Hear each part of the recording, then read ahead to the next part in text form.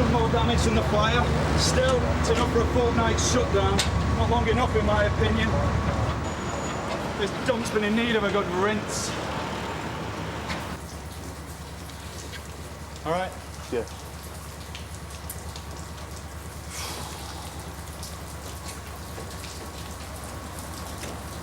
How long has it been open? Apparently about 4 years. If you're interested, the club itself's through the back here. Yeah.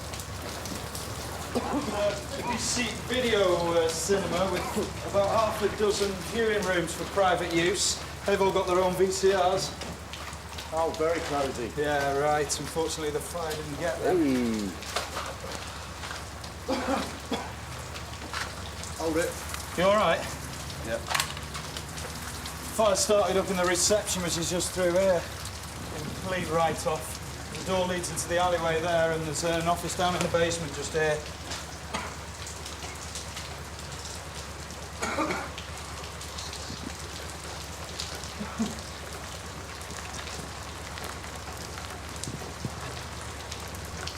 What was it all about? Well, the manager's just out here, Rod. Why don't you ask him? Right, you fit? Yeah. Clive Essler.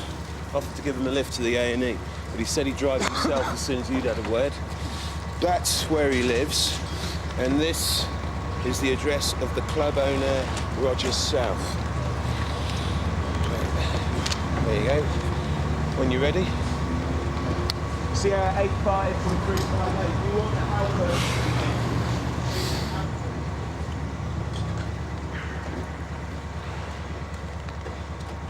Hello. I'm DC Skase, Sunhill. I won't shake hands. I was just wondering if when the skin molts I'm gonna lose the tattoo. So, you run this club for Roger South, yeah? Oh, I managed to supervise the daughter. I take it Mr. South's not around. Nah, been away the weekend, back tomorrow. He's gonna be Mr. Pretty pissed off, isn't he? Does he have a mobile? The number's down in the office. When we get it? No, it's all right. You stay put.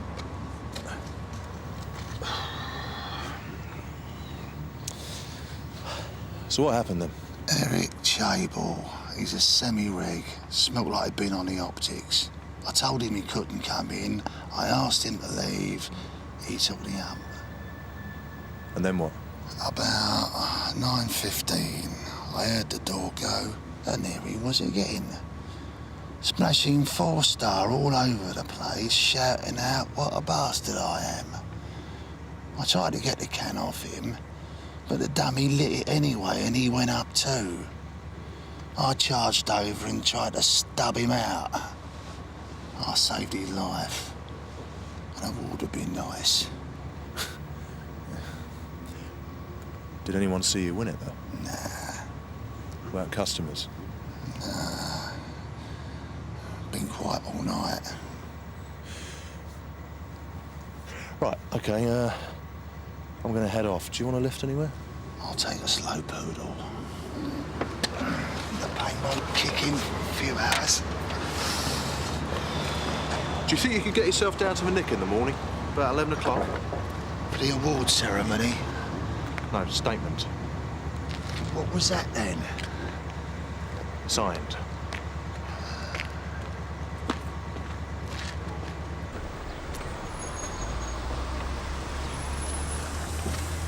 We had to break it to shift it out of the way of the tender. Eric Chable turns out to be the registered owner. Where is he now, St Hughes? Unconscious, smoke inhalation, second-degree burns. He's got any form? 2 minor drink-related. Last one was 4 years ago.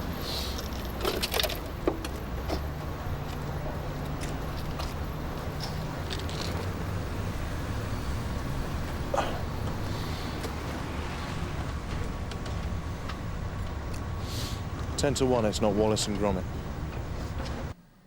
Sometimes, if I'd had a cigarette,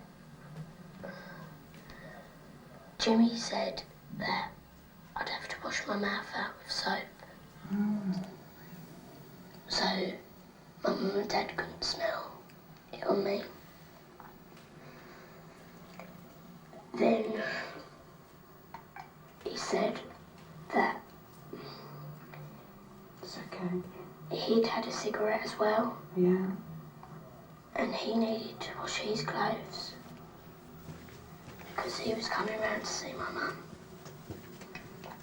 And then they wouldn't know that he'd been smoking.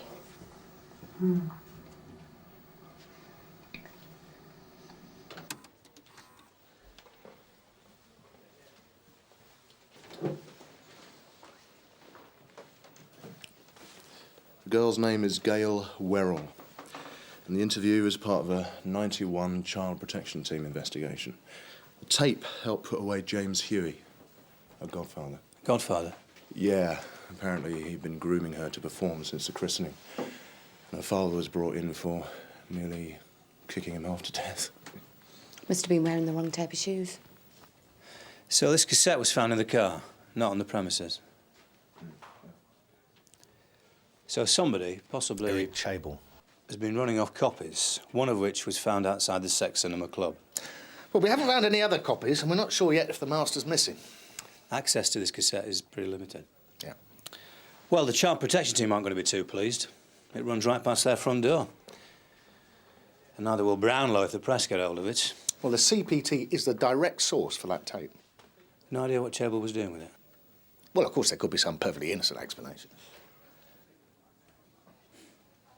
Well, we've got to get a line to Chable before we put the wind up anybody else. So, Eric, how you feeling? The man's looks have gone for a couple of months. Mouth's okay. You attempted to burn down Roger South's club yesterday evening. I want them done. For this. Because they're both filthy bastards. Who are? Roger South and Clive Slut. Go on.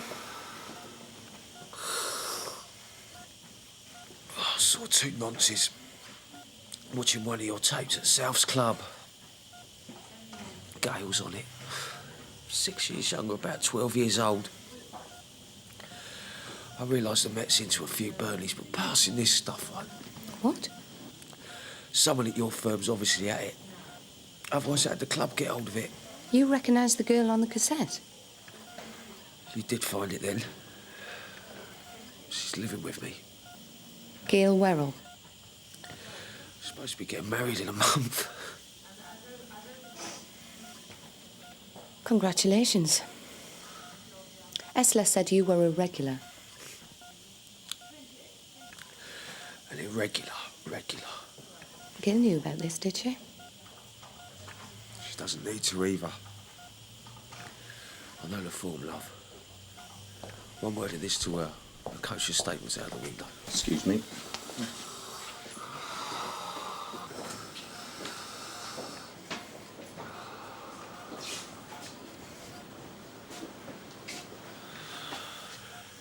You say there were two men watching this tape? Never seen them before. Foreign. They invited me in. Probably thought I was part of the Tufty Club. I ripped Gail out the VCR and tore her out of the club with it. I got half slaughtered. I had a can of unleaded in the car. I decided to go back and do them. Esler got the can off me. Started slinging petrol all over me, said if I didn't give back the cassette, he'd strike a match. So Esler knew what was on the tape? Why do you think he wanted it back? Where do you think Esler got the tape from? Your guess is as grubby as mine. It makes my skin crawl. Forget about it. Sorry? It's a no-win situation, Liz. Even if Esler was peddling Gail's tape. It's not police property, and we're talking about a copy. Forget about it. It's a waste of time. Rod, it stinks, and we're going to do something about it. Roger South had a conviction back in '82 for importing and possessing child porn. Anything since? No. And he was fined 700 quid. Oh, well, that would have taught him a lesson. I've left a message for him to call us back. What about this bloke Essler? What was he, bouncer, manager? Both. Nothing. Liz, you shut the door, please. Potentially, this is a real can of worms, so I want more than the usual discretion, please. The last thing anyone needs are accusing fingers pointing at sloppy police procedure, let alone a whiff of police malpractice. Is that a genuine possibility, Gov? That's the way the press will play it. The last thing the CPT needs are scare stories flying around that are going to stop kids from coming forward. Now, the CPT has been run by a Sergeant Goddard, who's looking after the place while the DI's away sick. She's expecting you. Right, Gov. Essler's due at 11, isn't he? Yeah. Right. It takes a long time gaining trust in order for a child to be able to talk about what happened. Well, I can appreciate that, Sarge. Can you imagine having to tell them that the evidence they gave is being used to gratify the very people it was given to convict? No, but we don't know how it's being used. Fortunately, there's no reason to tell Gail anything. The inquiry doesn't concern her. And I hope you haven't been implying that the copy of that cassette came out of this department. Well, no, but we do need to find out which agencies... Perhaps you need to be reassured.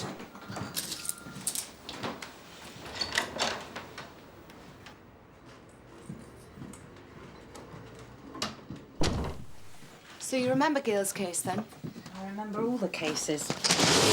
They have more of an aftertaste than burglaries and tax discs. 2 copies are made during the interview. Each copy is given a log number. No copies are made unless we make or authorise them. So you would know exactly where any one copy was at any given time? Well, it's not junk mail.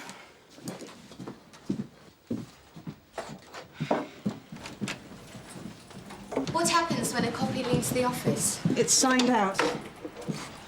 And whoever receives the cassette signs an undertaking agreeing to keep it under lock and key? And to return it at the end of its use. But it's just an undertaking, a guideline, not a legal requirement. Why is that? Ask the Home Office. So what happens when, say, the CPS have finished with the cassette? We're notified and we collect in person. So we can definitely rule out the possibility that our cassette was lost or stolen in the post. It certainly wouldn't have been mailed out from this office. Are there spot checks verifying that the guidelines are being complied with? They're signed for by responsible agencies. I appreciate that.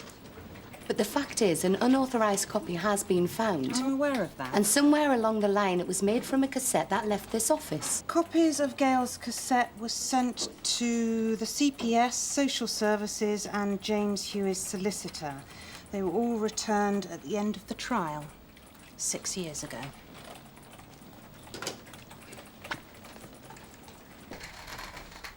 Essler's a no-show, then? No. Looks like he laid a porky on Gary as well. The address and phone number are both duds. South turned up yet? Nope. As far as they're concerned, all we're investigating is an attempted arson. Well, not if they reckon we've found something. In which case, they were with the Brotherhood in Amsterdam by now. Well, assuming Essler's his real name, give him half an hour. In the meantime, get hold of his address and phone number. Hello. It says here that James Huey's solicitor again requested a copy of Gail's cassette via the CPS 2 years ago. It's not my writing. Do you recognise it?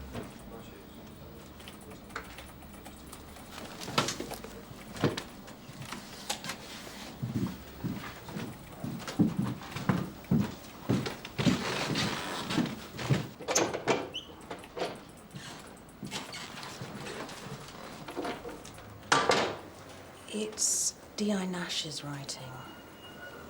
Your governor? Yeah. The only reason an officer would have to refer to these logs is either to write up copies that have been sent out or ones that have come back in, right? So as our right hand knows what our left's doing. Would it be possible to forget a cassette has been sent out?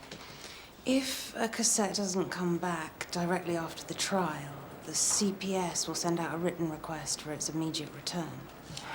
OK. What if the CPS forgot? It's possible. Well, what if your governor assumed a cassette was signed in by someone else? Because according to this, the cassette signed out to James Huey's solicitor hasn't been returned.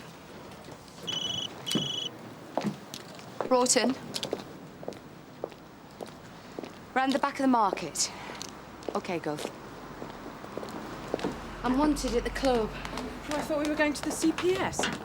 My governor thought you'd be interested as well. OK.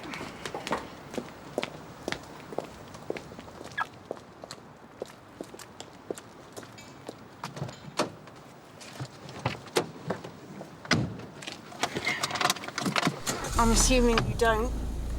No, Sarge.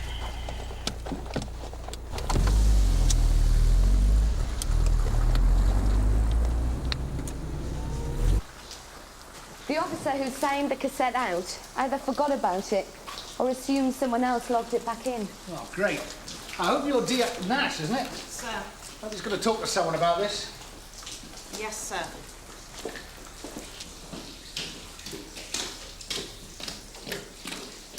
Why didn't the CPS blow the whistle? We hope to find out. I thought you wanted to see it in situ. Thanks, Scott.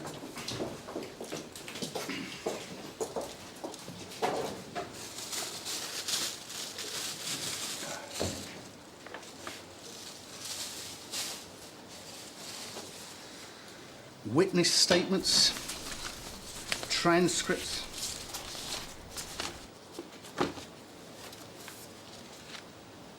Forensic reports. Oh, these are photos of Gail Werrell. Medical photographs. Not originals, they're all like photocopies of photocopies. They're all court exhibits. We also found this in another carrier by the computer. There's some good prints on it. How long before you can do a search? Well, give me some names, but don't sit around waiting. This isn't a copy. This is the real thing. Brand label, the lot. I was hoping that the Gail Werrell cassette was a one-off. I think we all did, Gov. Oh, for God's sake, there's even a serology report here. You know, I've come across some sick bastards. This is the evidence of Adrian Allenby against his stepbrother, Chris. Adrian's aged 8. He's still to go to court. Sub judice. So if they've made copies of this and we don't get them all, it could prejudice the case to the point where it's chucked out of court. Is there any connection between the cassette that Rod found and this stuff? Well, apart from the obvious one, that someone's getting their thrills from it, no. It's a bit specialist to hang a business on. See, maybe that's where the thrill is. Innocence talking. If all this stuff was found in South's office, he must have known something about it. South's not turned up yet. And we haven't got an address for Essler either. Well, if it's a CPT original, at least there's a theft charge in there somewhere.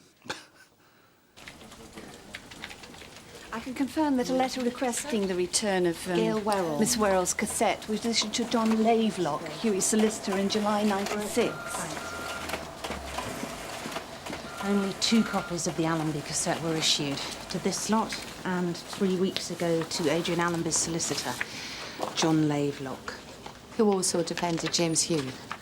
With no record of receiving Gail Werrell's cassette. Why is that? The likelihood is that the cassette would have been returned to us and then gone back to the CPT. No, we've no record of having received it either. Hang on.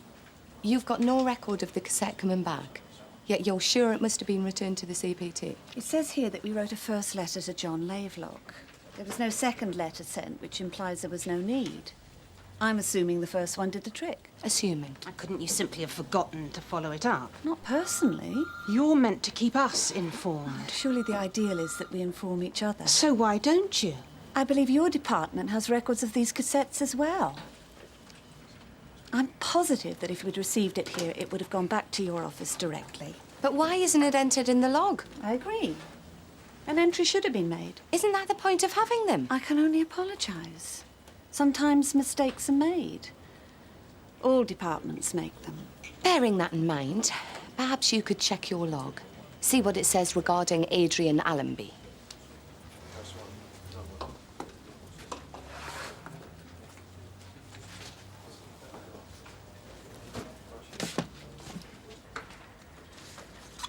I'm happy to say this one's still with us. I don't know what the game is here, but I'm not playing. I'm investigating grubby stuff involving 8-year-old kids. It's not some point-scoring exercise. Do you understand? Do you understand me? Yes. I want the name of your superior officer. I deeply resent everything you've said. I can stand being patronised by people like you, but I think they've been patronised enough. Dickin. Make a note of it in your log.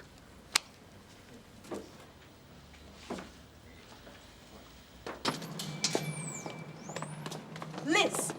Liz! Don't ever try and belittle me in front of a cow like that again. I'm not interested in who wins the most efficient department of the year award. And I don't need a referee. We were getting nowhere. Where'd you get off having your 10-second attack at Joan of Arc? That's unfair. You've seen a cassette and some photos. It's affecting. I sat with Gail for hours at a stretch. I had to look into her eyes while she was telling me what Huey did to her.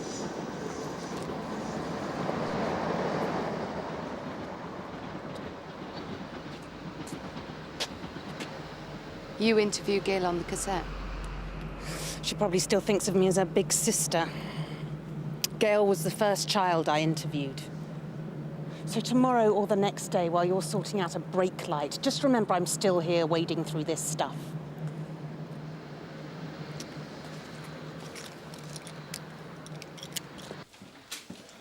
Gov, DVLC gave me an address for Essler.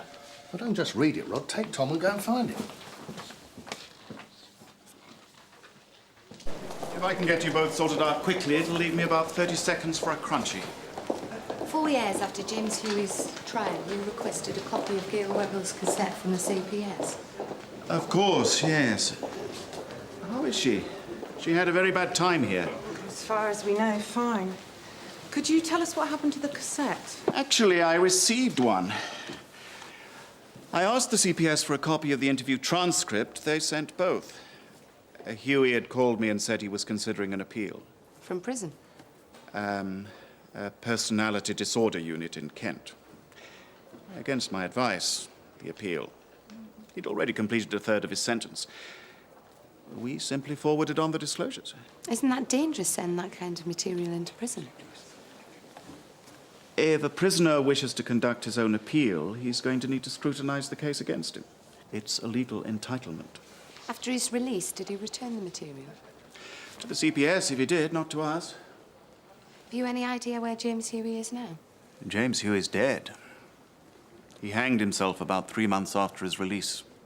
The cassette that the CPS sent to you by mistake, do you know what happened to it? It would have gone straight back to the CPS. Would you have taken it there personally? Not me.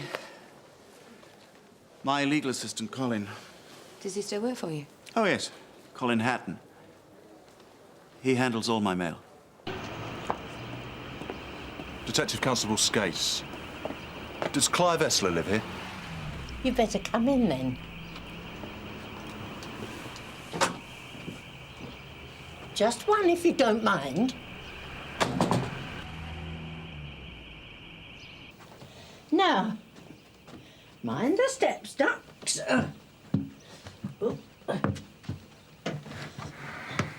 Don't you have your torch?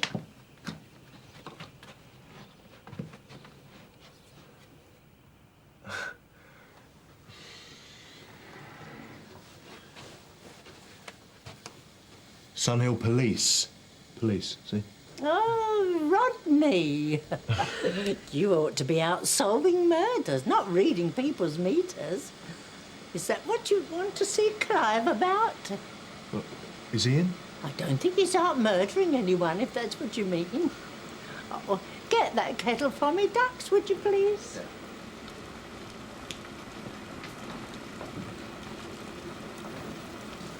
So does he live here?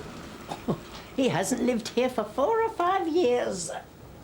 Not since his dad died. Throat cancer.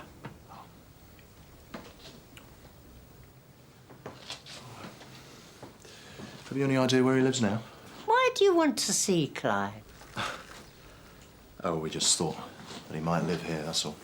Oh, well, You'll have to ask him about that. I suppose you got a phone number for him, have you?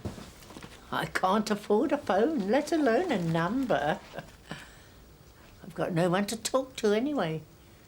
They're all dead, all the people I know.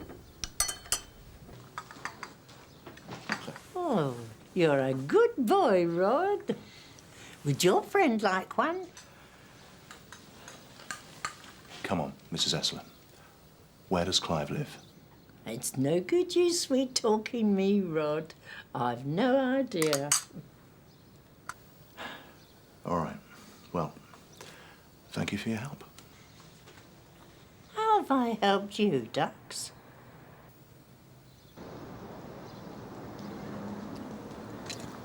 I gave her the works.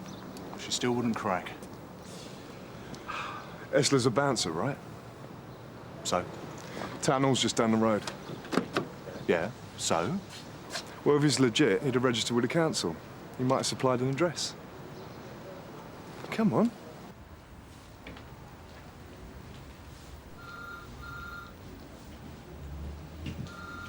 Mr. Hatton. Yeah. I'm WDC Rawton Hill. This is Sergeant Goddard from the Child Protection Team. You know, Elizabeth told you that none of the partners are in until after 3:30 or so. We've spoken to Mr. Lavelock already. Right. He said you'd be able to help us. Yes, of course. This way. We'd like to take a look at your video cassette logs. Yeah. It's routine. We occasionally do spot checks.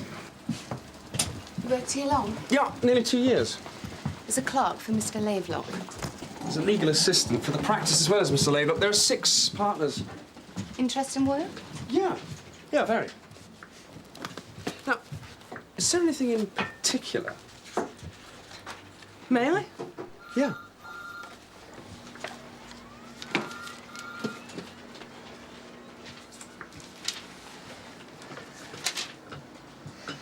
A copy of a video cassette containing the evidence of Gail Werrell was received by you from the CPS in March of last year.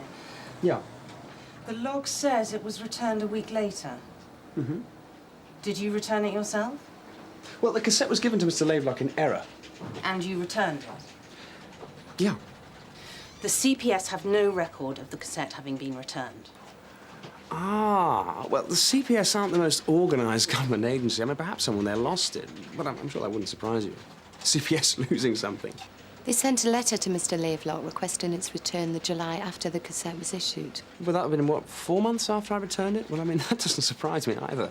Do you remember receiving the letter? No, I don't personally. Well, perhaps Elizabeth or Mr. Lavelock dealt with it himself. If it's no problem, we'd like to see where the cassettes are kept. Oh, no problem. This way.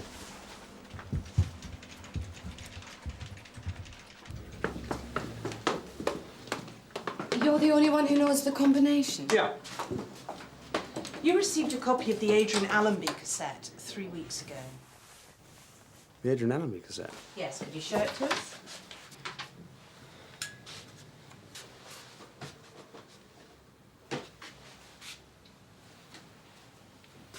It's not here, is it? Where is it?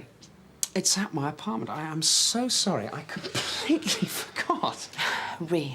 Yes, I took it home Friday night. Mr. Lavelock wanted me to make a comparison with the transcript. It's Tuesday. Why didn't you bring it back? Well, I didn't even start. I mean, I've been studying all weekend. Did Mr. Lavelock know you'd taken it home? Well, no. Of course not. I mean, if he did, I'd be in huge trouble. So, Mr. Lavelock. We both know it's not at your apartment, don't we? Sorry, no, I can assure you it is. Well, it can't be in 2 places at once, can it? What are you talking about? We found the cassette, which was issued to this office in a sex cinema club. Oh, for God's sakes. What, and you think that... I think you better get your coat. Bingo. Granville Mansion, Sun Hills, Bel Air. It's a block of flats with a communal garden that someone mows once a month, Tom. That's what I mean, they got a mower.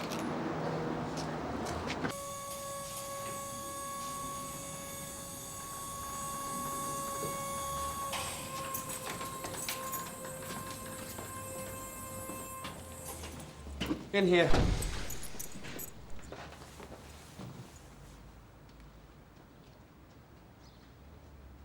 What are these? They're all indexed. Read the labels. My own copies.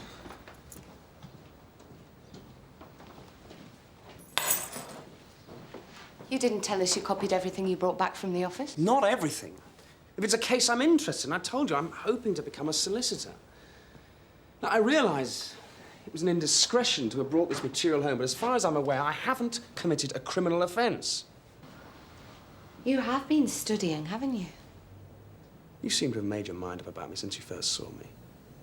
Now, if I'd told you about this back at the office, you'd have brought me in a Black Mariah. What makes you think you won't go back in one? Because it's all explainable. Back at the station. Look, everything I bring here is strictly for my use. Nobody else sees it. I mean, wills, probate, land registry, conveyancing. There's obviously massive black market in this stuff. The CPS's copy of the Adrian Allenby cassette. What the did I tell you? I mean, are you satisfied? We're far from satisfied. Right box, wrong cassette. This wasn't issued by us. Well, the cassette I collected from the CPS had a CPT Met property sticker on it. No, I didn't make that copy. Look, I didn't make it. Yeah? Well, who did? It's not in hiding, then? Hello? Clive Essler? Yeah? There's Sunhill Police. Oh, thank God.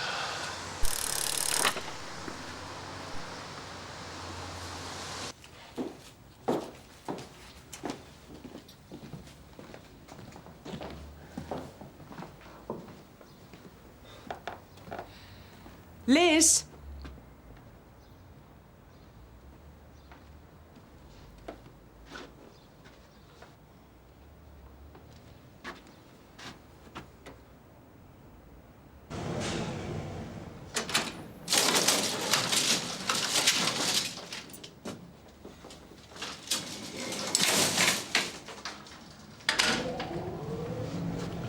Mr. Essler? You'll have to push it in, lads. I can't get a grip.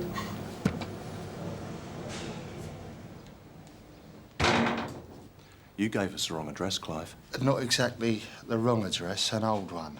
I suppose I must have been in a bit of shock last night. Sorry I couldn't make it downtown. Got all these flippers out of action, I can't even dial for a pizza. Rod? What are you doing here? What's this? A convention? Got in. What are they giving you a tug for? Well, you know each other, do you? I'm his landlord. There you are. Pauline, is it? Yes, Governor. Pauline, I want you to make up a list of everything that Hatton took back from the office. That way we'll know exactly where it came from if anything else turns up. Let's get stuck into Hatton. I was hoping to sit in on the interview. The sooner we get that list, the better. Rod, will you take Sergeant Goddard to the viewing room, please? This way. It definitely isn't the cassette I brought back to my apartment. You collected the original Allenby cassette from the CPS Friday afternoon. Yes. You brought it back to your flat. Yeah. So how did it get from your flat to the Sex Cinema Club? I don't know. Someone obviously broke in, stole it and took it there. But nothing else was taken. There's no sign of forced entry. No. Perhaps they were just after the cassettes. So, have you put it about that you've got them? No, of course not. So how did anybody know that they were there to steal?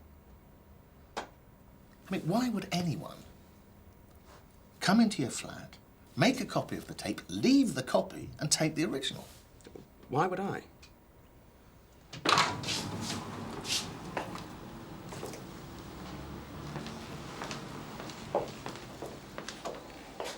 Hello? There was a fire at my club last night. A detective, Place, left a message asking me to contact him. Right. And you are? Mr. Roger South. And this is my solicitor, Mr. Morris Petro. Good afternoon. I've spoken with my manager, Mr. Essler, about what happened last night. By now, your colleagues might have come across certain items kept in my office. Mr. South thought the best thing to do would be to come here and clear the matter up. Right.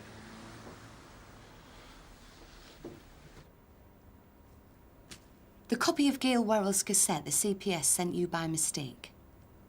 You definitely took it back. No. I mailed it back. Before you mailed it back, You made a copy and you kept it in your flat. Has anyone else got keys to your flat? Essler's something to do with this. Can you remember the last time he was in your flat? Yeah, about 3 months ago, shortly after I moved in. Not since. That I know of. He came to give me a video recorder, said he was upgrading to a new one. He came across and set it all up. Did you talk to him about the sort of cases you were studying? Well, no, I just rented the apartment, just hellos, etc. But presumably, he must have interviewed you when you applied for the apartment. Yeah, sure. He knew I worked for a solicitor's. You see, the only time I was away from the apartment over that weekend was on Saturday afternoon. Now, I went to a football match. I left at half-time. That's the only opportunity anyone would have had to have come in and made a copy. Jeez. If Essler has been copying material left at Hatton's flat, the chances are there's more stuff than we've found. So get hold of Tom, go over to Essler's place and give it the once-over. Where's South? Interview room 4. Right.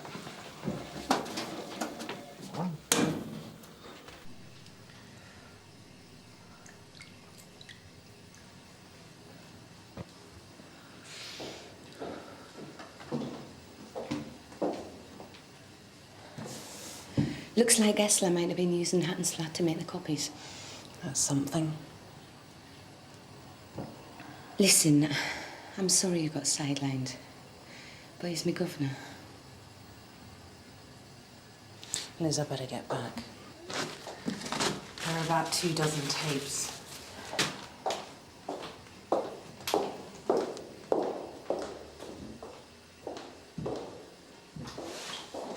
My manager, Clive Essler, was lying when he spoke to you last night. But I wanted to make sure you got it from me as well. I don't want you getting the wrong idea. About what? My client has one previous 1982 conviction for the possession of indecent material. The man who started the fire, he came to the club asking to see Clive. He asked him if he might be interested in buying certain items. Does that happen often? Some people think we trade in anything. Last month I had someone wanting to sell me some tinned Scandinavian herring. She said it was an aphrodisiac. So what was it this man was selling that Essler wasn't interested in? A video cassette. He said it was one of yours. Copy of a police interview. And some other things, papers, statements. You see, Clive tried to string him along. He said he might be interested in buying it, but he needs to have a look at it first. But it was going to shop him to you lot.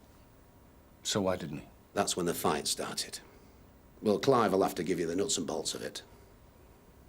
Do you have any idea why Clive didn't mention this yesterday? I think... I know. He was looking out for me. Well, with my conviction, he didn't want you coming to conclusions any more than I do. Is that it? Well, yeah. So you're telling me that you've never seen this video cassette or the papers that were in your office before? No. Honestly. And the first you knew about them was when Essler called you this morning? That's right. So how do you explain the other cassette we found in your office this morning? What? Other cassette? Please, Roger. Shh. Roger and I, we really need a cup of tea. It's a bit flash in it for a bouncer. Daddy ran 4 chippies. I want to serve stale portions of it, like my old man wanted chemotherapy. I had no mercy in flogging them. Well, dead, is he? I hope so. They buried him 5 years ago. I wonder sometimes why I didn't clear off out of Spain. Sun, hell. It isn't sunny. It isn't even on a hill. If South's telling the truth, what does that give us? Essler is a one-man band. Using the contacts he's made at the club, he's set up a child porn operation behind South's back, either for friends or profit. Hello? What, nothing? Yes, Gov, right away. OK. Yeah, that's fine. Right then. It's the same brand as the Allenby copy. The world's full of them. Deacon wants us to get him back and put him on the hot plate. Hello?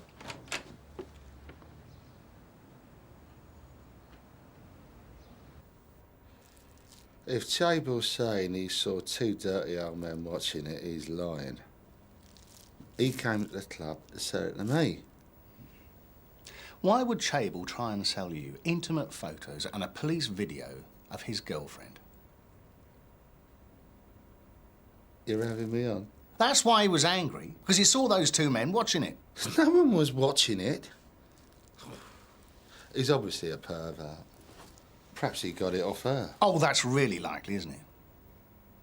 Why should she hang on to something that would remind her of when she was sexually abused? Well, maybe she's a pervert too. Look, you know as well as I do that Chable didn't try and sell you that cassette, and he didn't get it from her. All I know is he wanted me to buy it. I'm now showing Mr. Essler Exhibit CD2, a video cassette taken from the club this morning. Well? Oh, no. Chable hasn't tried to flog this off as well, has he? That's what you've been doing. Sav said that's exactly what you try and do. I know nothing about it at all. Sal said that as well. Well, there you go. I don't think South knows anything about it, but I think you do. What you think doesn't really matter. Where were you Saturday afternoon? Camberwell, having a haircut. Then I went for a sauna. Then I left the sauna. Then I caught a bus. Then I got off the bus. Then I went to the club. Anyone with you? When I got my hair cut, I remember someone standing behind me. You'll confirm that, will you? He was a she, you'd have to ask her. From what you've said about copies and photocopies, copies of cassettes, that as far as I'm concerned aren't even indecent. I mean, what are you accusing me of? Infringement of copyright? That's a civil matter. There you go. Theft of police property is a criminal matter. That is the authorised child protection team cassette that Hatton took home with him. What? On Saturday afternoon, the only afternoon that Hatton was out, you went round to his flat. You let yourself in to make copies of anything that you didn't already have. You took the tape out of its box and you copied it. But Hatton came back early. Perhaps you heard him on the stairs. So you had to speed things up a bit. And you put the copy back into the wrong box. And you took the police copy home with you to the club. Now, with a bit of luck, it's got your fingerprints all over it. So you're going through all this trouble to dirty South up and to stitch me up on some theft charge?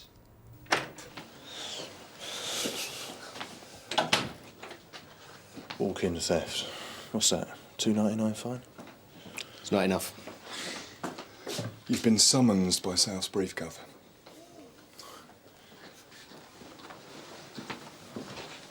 We started smoking, and then we got drunk, and he hit me suddenly. I tried to get away, and he kept hitting me. He put something in my mouth. How's it going? Undressed me. Thank God no one has to tell these kids anything. It's not only children on these tapes, it's rape victims as well. I feel like a supplier. The DCI's just told me that the CPS are going ahead with Allenby's trial, despite the missing cassette. Good. If you want to hang around, I'll give you a lift back.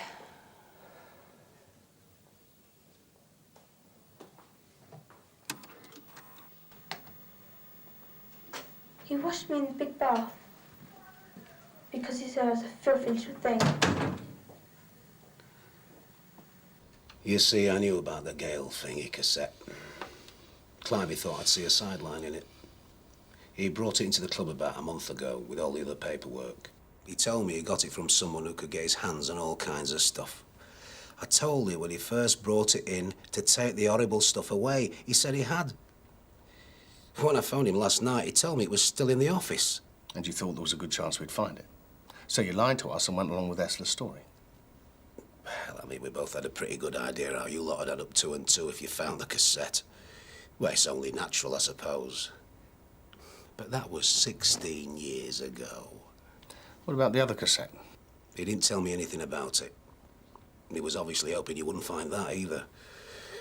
Of course, if he had told me about it, I'd have known he was having it away behind my back. Did Esler tell you how the fire started? Chable was pissed, but, excuse my French, and tried to torch the place. Chable told us that Esler deliberately set fire to him and said that if he told us about the cassette, he'd kill him. Oh, my God. I don't want a disorderly house number on the club because of that. Will it be closed down? We'll do our best. Thank you, Mr. Deacon. He means to close it down, Roger. If Esler's handing out tapes behind South's back, I don't think he'd risk running them off at the club. And his flat's as clean as a whistle. So, if he's not doing it there, where's he doing it? Gov, there was one thing that bothered me about Esler's flat. We found the blank cassettes and he had a TV, but there was no VCR. He said he bought a new one. So where is it? Mrs. Esler? Oh, you found him then?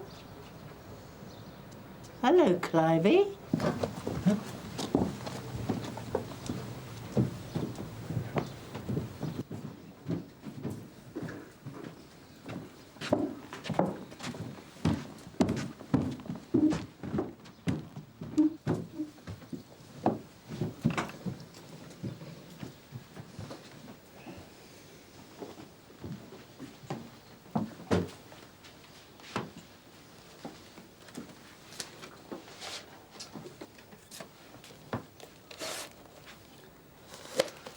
Possession. Gov, look at this. South Sex Club. Club membership records. Some highlighted. Mailing list? Distribution.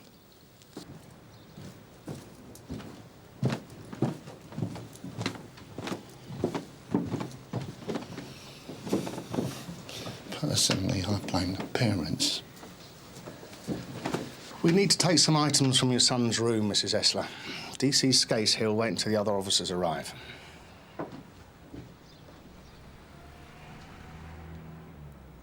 We used to be such a close family. And what about South? Well, my governor will probably hand it all over to the CPS. Let them scratch their heads over any charges. Assuming they don't lose it. Gov? Gail Werrell's at the front desk. What she want? She wants to know why we're visiting her boyfriend. Chable's keeping quiet. She wants to know what's going on. So, someone's going to have to tell her. Thanks, Gov.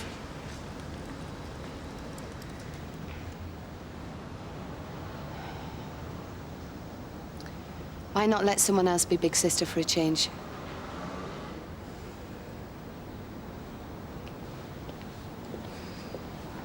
Liz? Thanks. I'll see you later.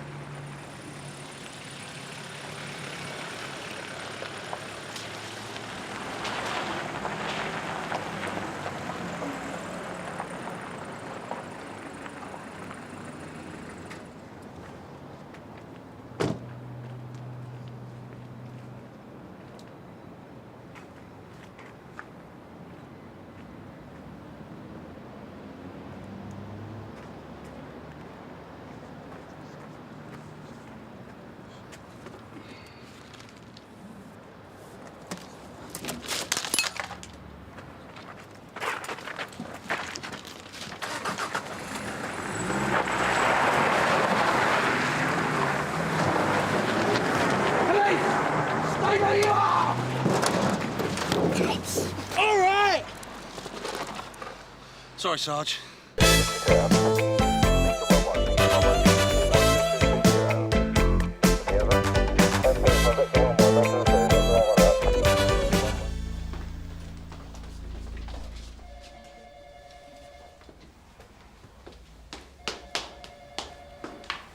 How's it going, Lizzie? Don't ask, Sarge. I was up till 3:30 this morning on an oboe that was blown out. Now I've got to go down to St. Hugh's because Uniform think they've gotten a sod. Look on the bright side of life, Liz. That's the answer. Morning, Governor. Don. Glad to see somebody's cheerful. If only I hadn't spooked. Don't blame yourself, Jim. That's my job. We won't get another chance like that in a hurry. Hanway's too fly. You two look like you earned your overtime last night. Morning, Don. Sarge. That's what I like to see. Happy, smiling faces makes the job worthwhile. We'll come off, did it? Win some, lose some. OK, so you're sure that the other vehicle involved in this incident was a Mitsubishi Shogun? Yeah, built like a tank. Bull bars, the lot. He rammed me. Well, I lost control and hit the barrier. And he rammed me again. Yeah, I got out. The guy had stalled. He was trying to start it. I said, "You're not going anywhere." Pulled open his door and he hit me with something. And then again. That's all I remember. Would you recognise him again? Yeah. Yeah, I think so.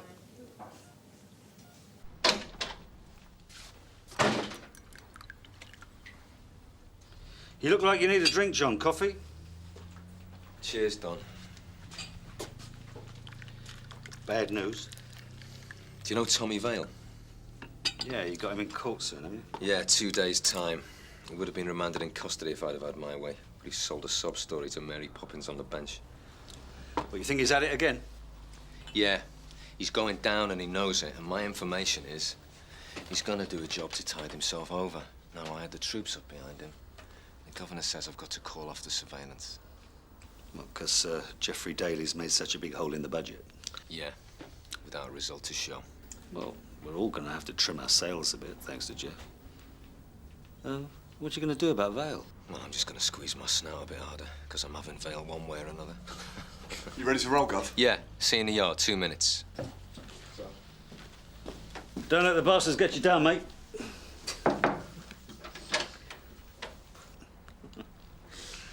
He's one of the best, old Jeff. Straight down the line. Oh, I'm his biggest fan, Don.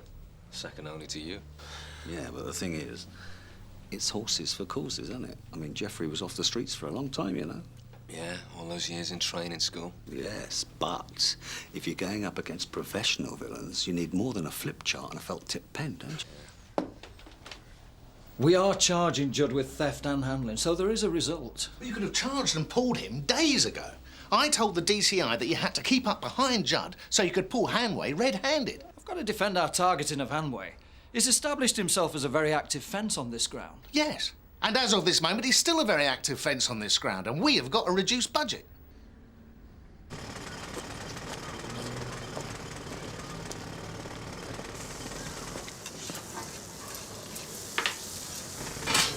Cheers, mate. Ta.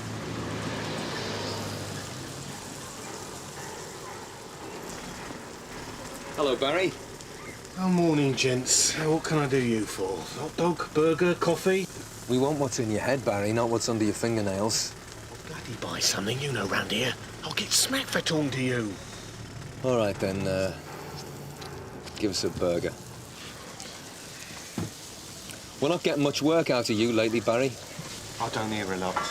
I'm not trusted. What about your brother-in-law? You must hear about him. Onions. Why not? I'm asking you about Tommy Vale, Barry.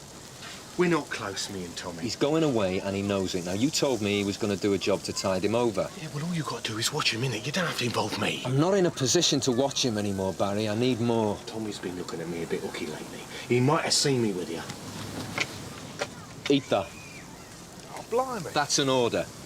I plotted up Tommy enough to know that he's been in contact with his old firm, the two slags he used to do his jobs with. What are they putting together? You don't half put me on the spot, you know. Just give us what we want and we'll be on our way.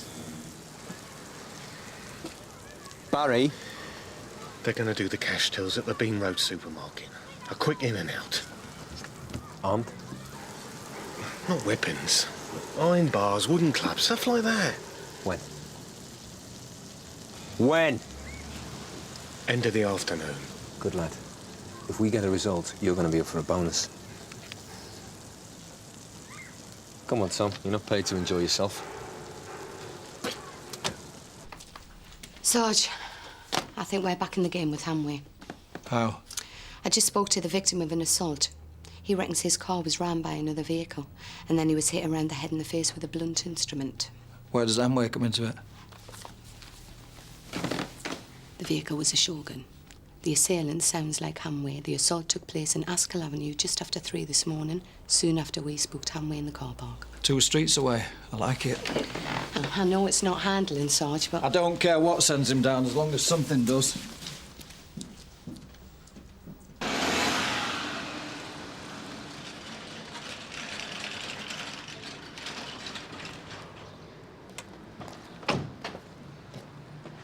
Can't see Hanway's battle wagon anywhere. Oh, well, if you're right, it'll be in a workshop under the arches having its metal bashed.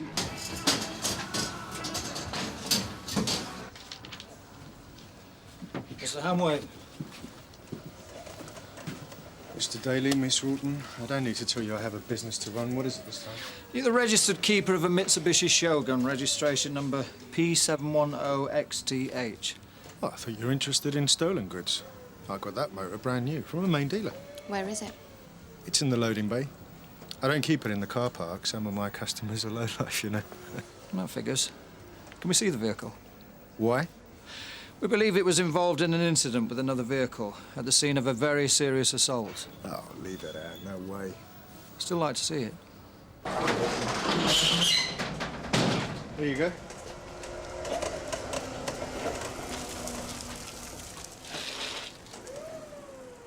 All bars look immaculate. Box fresh, I'd say. Boy, that's because I'm careful. Go on.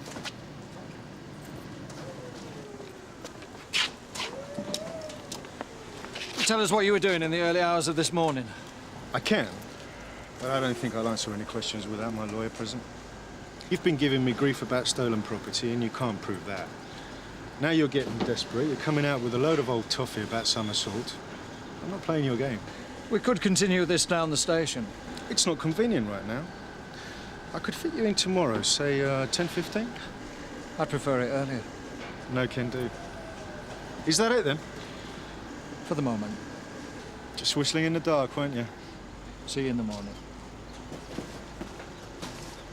It'd be good to get Hanway to deny he was in the area at all. Then at least we'd have a lie we could challenge. And if he does deny it, I want it under caution and on tape. Yeah. Well, fancy hearing from you. I thought you'd turned all respectable. I'm only joking, darling. Only joking. Yeah, we should meet up. I'll have a little look in my black book. Oh, I see. You're just literally around the corner, are you? Yeah. I reckon I could get away for a swift cup of coffee in about an hour or so. Yeah, we could catch up. Talk about old times. OK. I'll, yeah, see you there, then. Bye, Veronica.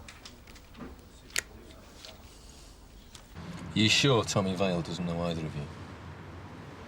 No. He's never set eyes on me. Right, we're expecting the hit at 6, so we're going to be back here at 5:30. You two are going to be on the plot, inside the shop. I'm going to be out here. And we're shopping, right? That's our cover, yeah? Well, shelf stacking involves intellectual skills, so shopping, yeah. Baskets or trolleys? Well, you're going to be in there a long time, so I would have thought trolleys would make a bit more sense, wouldn't you? Now I know why they made you sergeant. What should we load up with? Just whatever gives you a bit of credibility. There are 3 of them, yeah? Yes.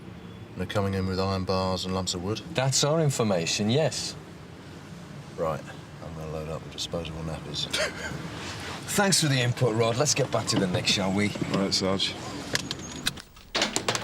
Don. Gov? You know the people at the naughty end of the motor trade round here, don't you?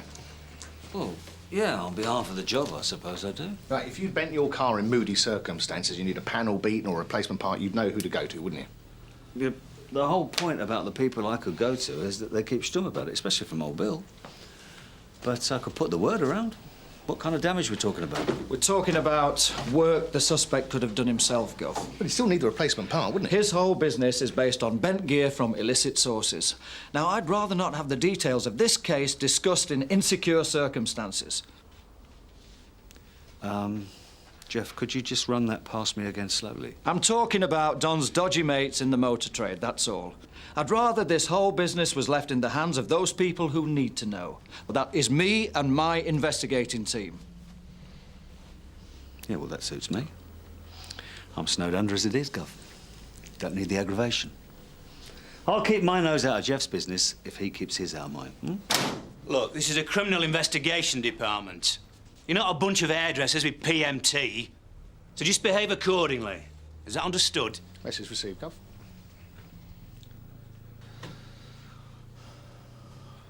Prats.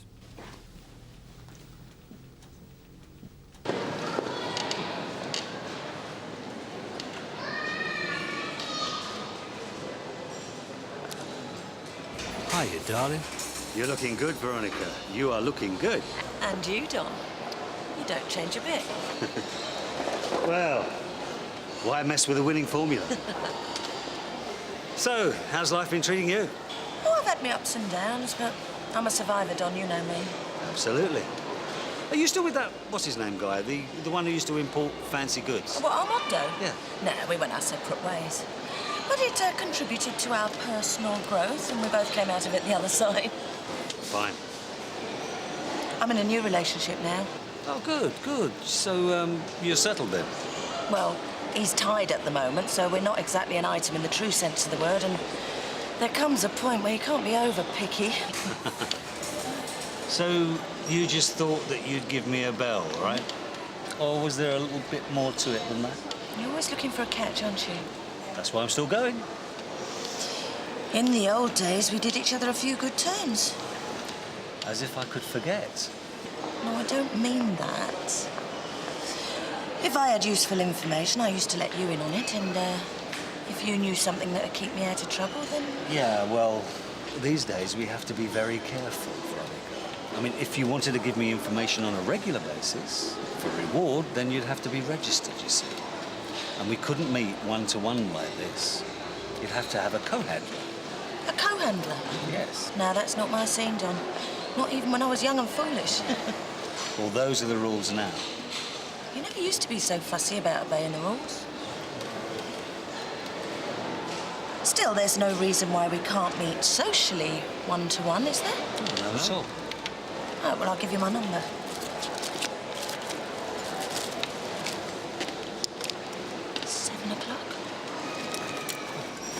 OK, I'll give you a bell. Let's not lose touch again, eh? Have we got a problem, Chris? Oh. Yeah, the wobbly in the office. I'm sorry you had to see that. Yeah, I'm sure you are. Well, you know how it is, Gov. It's just two strong personalities rubbing each other up the wrong way. Yeah, I know how it is. And I'm asking you if there's a problem with the firm. Because if there is, there's going to be some heads banged together. And if that doesn't work, there's going to be marching orders. Well, I'm sure we're not in that position, Gov.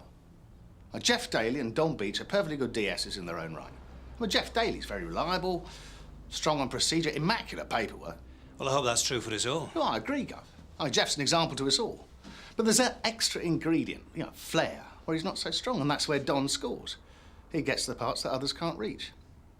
Maybe empathy's the word I'm looking for. Empathy with a criminal mind? Well, none of us could do the job without a bit of that, could we, Gov? You've got to keep it in check, Chris. Supervise. I'll have a word with Jeff and Don. Remind them that they're playing on the same side. All right, Chris. But make it stick. But I don't have a problem. You know me, Gov. I get along with all sorts. So this morning didn't happen. Come on, Don. Jack Meadows is biting my backside about it. Jeff Daly's got the problem, Gov. Look, he just doesn't trust me. He thinks I'm a chancer. Really? Yeah, I know that's how I come across, but that is just front. You understand that. Jeff, God bless him, he's a bit of a simple, straightforward sort of soul. They're like that where he comes from. In his way of thinking, what you see is what you get. Now, that is a basic mistake. And that's all there is to it? Well, maybe he gets the hump because the troops don't treat him as one of the lads. Well, that's down to him. He's a pipe and slippers man. Now, there's no harm in that, but he can't have it both ways, can he? All right, Don. But be advised, Jack Meadows and I will be looking for signs of fence mending. It's fine by me. I'm a pussycat. Jog along with anyone. But it takes two to tango, Gov.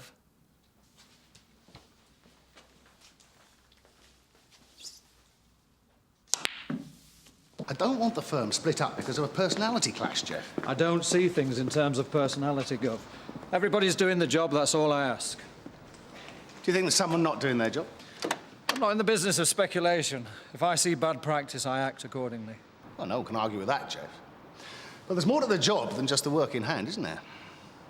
There's morale, team building. You mean I should spend more time propping the bar up? Call it a contribution to esprit de corps, Jeff. Gov.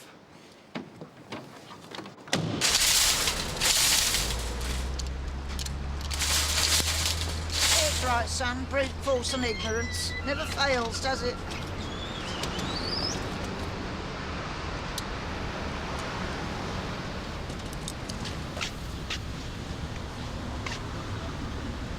Yep, understood. Oh, well, can't be helped. Cheers, then. Lynn's car. Forensics don't think there's any traces that could identify the other vehicle involved. Well, that's going to bring the pains on when you tell the sergeant. Yeah, not that it's easy to tell the difference with him. Jim, this information about the car, I wouldn't let anyone other than Sergeant Daly know. He's hyped up about security on this one. What's he afraid of? He doesn't confide in me.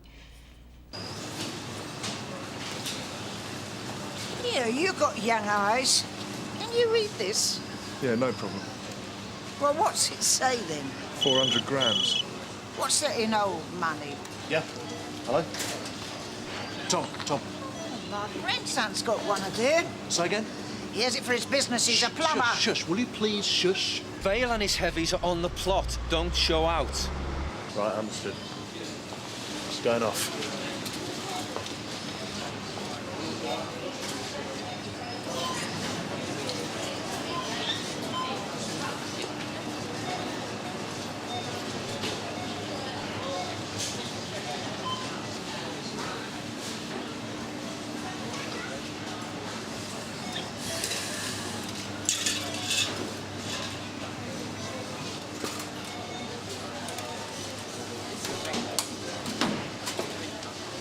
They're moving to the checkouts.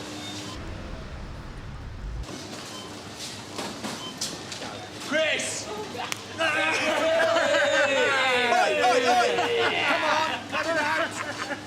Sarge, they're just taking the piss now. It's a blowout. Understood.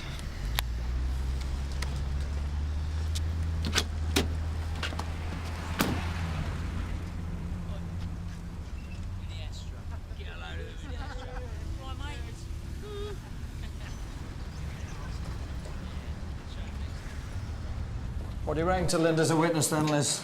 Well, he was still recovering from a whack around the head when I spoke to him. But I think he'll do the business all right. The only trouble is it was dark. I don't think he saw that much of his attacker. Well, let's hope it was enough.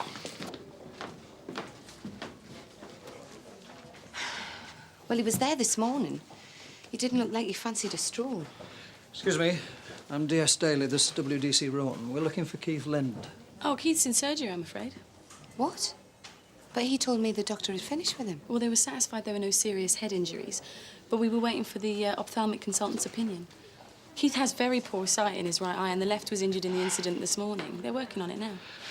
I take it this is information that would only be given to Keith Lind's close relatives. Yes, patient confidentiality. I need it to the letter in this case.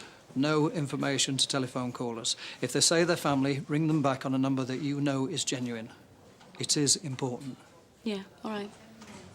Thank you. Bit of a choker. More of a choker if Conway hears about it. Listen, keep this to the inquiry team, Liz. All right. All right, Sarge. Actually, I'm not usually known as a blabbermouth. Now, That's fine then. Right.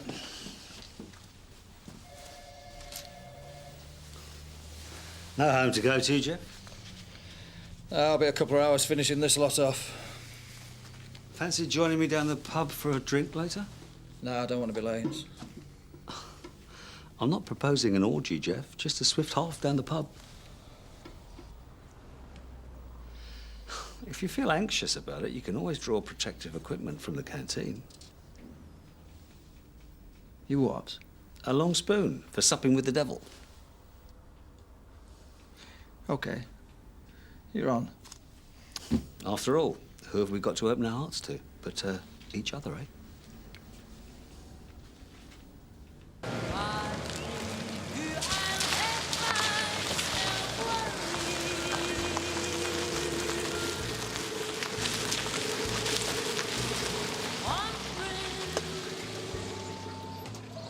Come in my car, I've got leather seats.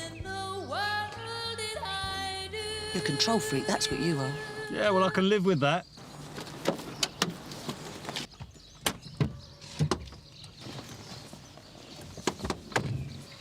It's just like the old days.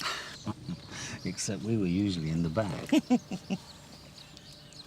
But this is not about the old days, is it, Veronica? Hmm? There's something you want to tell me, right?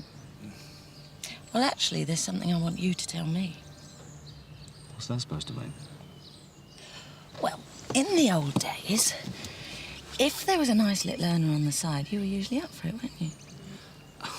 You know what I was really up for, don't you?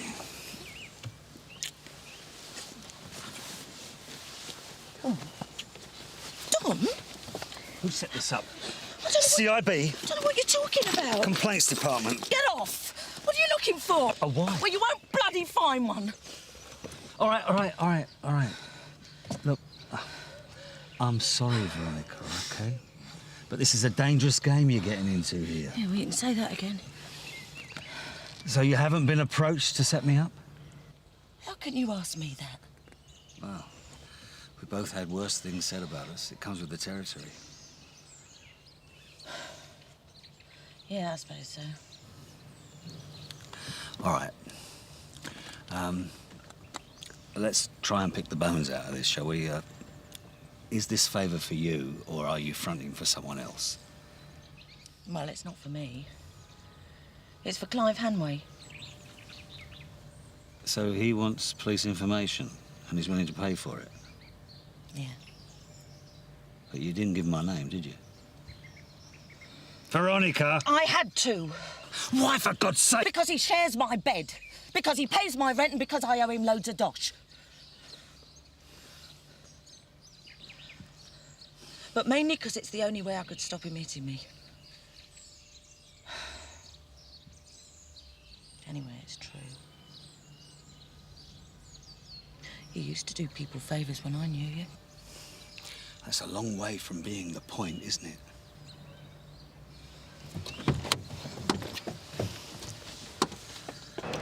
So you think we can speak to Mr. Lind again tomorrow? Great. Yeah.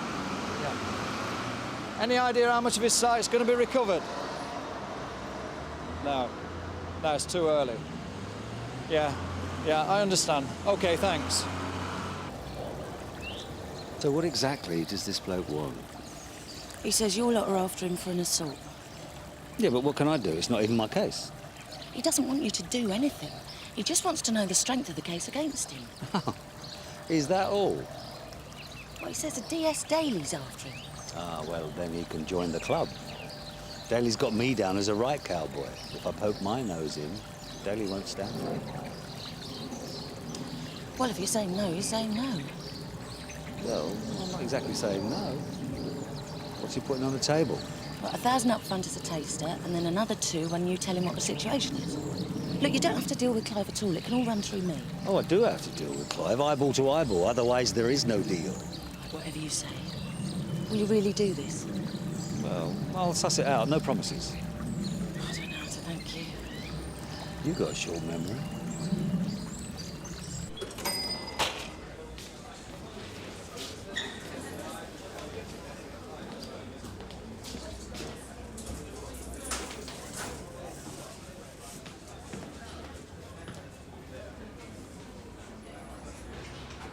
Jeff. Sorry I'm late, Jeff. Same again? Cheers. Half a bitter and a scotch, please.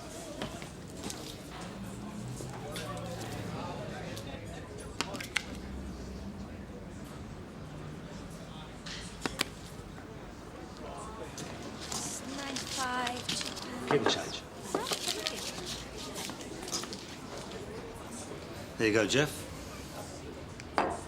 Your health. Cheers, Don. You know, as long as I can still do that, I know that my nerves are steady and my reactions are good. You know, you shouldn't rely on your own nerves and reactions, Don. There's a whole world of people out there who could spoil things for you. Not a whole world full, Jeff. At any given moment, one or two, maybe. But then, they have their own needs. So there's always room for a trade.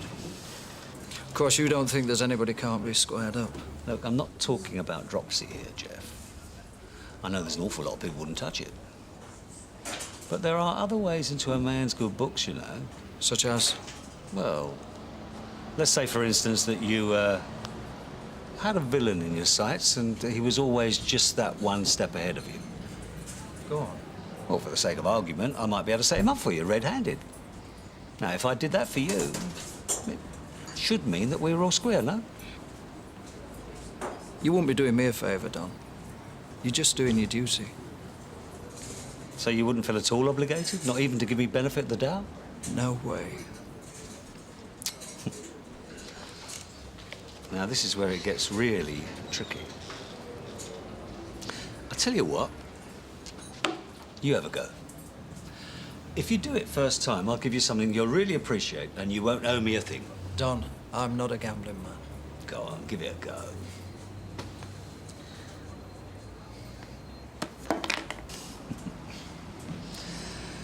It's a bit like martial arts, Jeff. It's a thing of the spirit.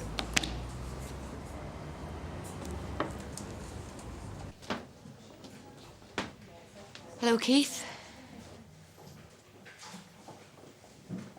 WDC Broughton. Came to see you yesterday. Oh, right. How are you feeling? Fine. Yeah, not so bad, thanks. As you can see, I'm up and about now. Great. Of course, I've got to be a bit careful. Bumping into things. How'd the operation go? Oh, fine. Yeah, apparently. The surgeon was very pleased. Of course, in terms of actual vision, we won't know anything until the dressing's off. So, how confident would you feel about identifying the man who attacked you? Well, that's a bit hard to say. Because I wouldn't have recognised you if you hadn't introduced yourself. Yes, I understand that. Yes, when he's back, I'll ask him to call you. Yeah. OK, bye-bye. Good morning, can I help you? My client, Mr. Hanway, has an appointment with DS Daly. Well, if you take a seat, I'll see if he's available. Well, he'd better be. My client's time costs money. Just like mine. Right, I'm out on inquiries if anyone wants me. I've got a snout who needs a firm hand. See you later, Sarge. Catch you later, John. See ya.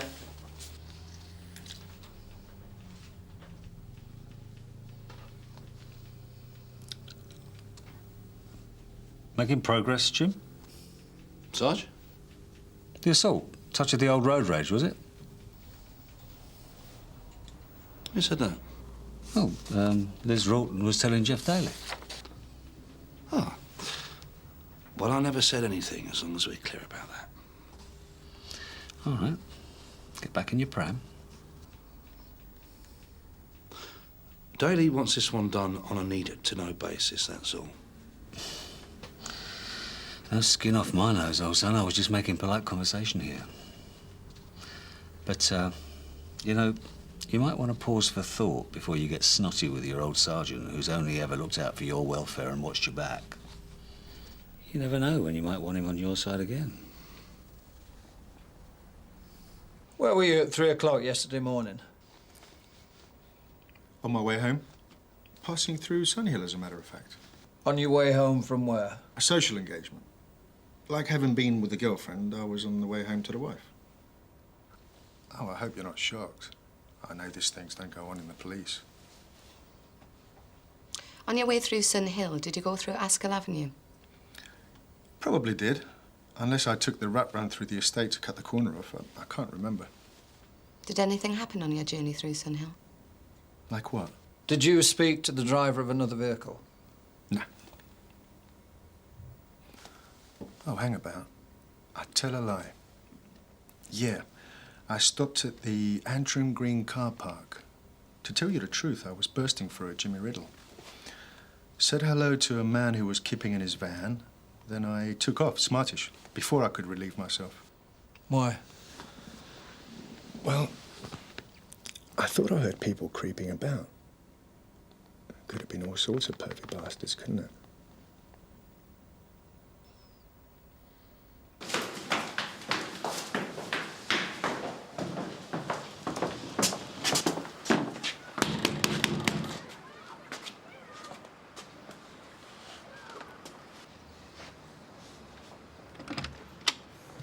Oh, bloody hell, more trouble. I've got a bone to pick with you, Barry. I can't help you, sorry.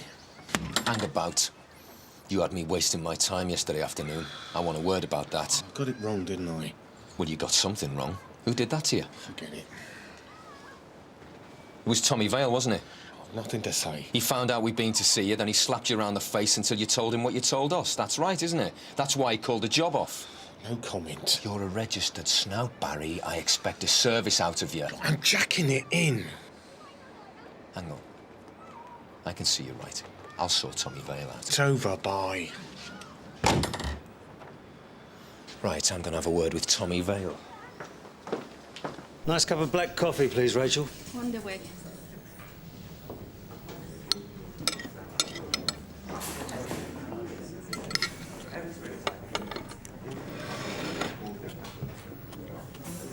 Hi, Lizzie. Sarge. Glad to be out of the office. Stuck doing chorus and Jim Carver's been cutting my ears all morning. Yeah? What about? He seems to think this road rage thing's going nowhere very fast. Did he say that? He's not supposed to be talking about it, right? Look, I don't want to drop him in it. Just forget I said anything, will you? No, I'm surprised he said anything. I wouldn't. No, you wouldn't, would you? You know, when we used to work together before, I always used to say, don't you worry about our Lizzie. She's got the balls for this job. Well, I'm sure you meant it kindly. Do you remember when I was always on your case trying to get you to come out on the razzle with me? And you were always saying, not tonight, Sarge. I'm washing my hair till I got the message. Yeah. Well, you didn't know me in those days very well, did you? No. And you know what, Sarge? What's that? I'm still washing my hair. Oi! I'm having you, Vale, you little scroat. What for? What for? For whacking Barry Morgan. Did he tell you that? I know it bloody well, Tommy, and I take it personally. Barry never told you. You ain't got anything to clear out my flat. Can I have a word, Sarge? Yeah, go and wait in the car. I won't be long. Yeah, you clear off, mate. Leave him to kick me round the room. He won't come to any harm. I wouldn't lay a finger on him. I'd rather show the damage in court tomorrow and tell him how I got it. Let's walk, Sarge. Sarge. So let's get this clear. You've been invited to a social meeting with a targeted criminal. Do you think there'll be an attempt to pervert the course of justice? Well, frankly, I've no idea. Chances are it's purely legit. When in doubt, it's always wise to stay clear. Indeed it is, but in this case it's a bit tricky. Without sending a signal to Hanway, letting him know that we think he's red hot. Well, if you expect it to be compromised... I would ask you to inform CIB, no question. But it's not that strong, is it, Gov? And we don't want CIB climbing all over us unless it's absolutely necessary, do we? So do you want to make this meeting on your own?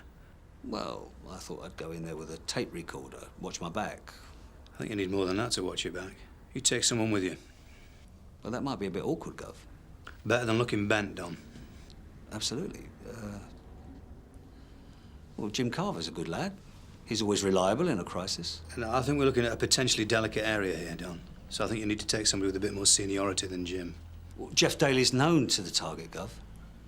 What about John Boulton? Yeah. I can certainly work with John on this. Tommy Vale's going down, Sarge. He's going to be away for a couple of years at least. Let's leave it at that. I just don't like being wound up by slags. There comes a time when you've got to draw the line, Sarge. All right, Tom, you don't have to worry. I'm going to cut my losses on this one. But the next scumbag who comes across me is going to wish he'd never been born. Now, what Don's told you has got to be kept strictly between the three of us. It's understood, Gov. Like he said, it's a delicate operation. Nothing may come of it, in which case we don't want to spook Hanway. But if there is an attempt at undue influence... We pull him. It's all above board. There's no entrapment. Hanway's had no encouragement to think that he can bend me. So you up for it, John? Well, after all the blowouts I've had lately, I'll do anything to see a scrub face the music. Anything legal, of course, Gov. Quite.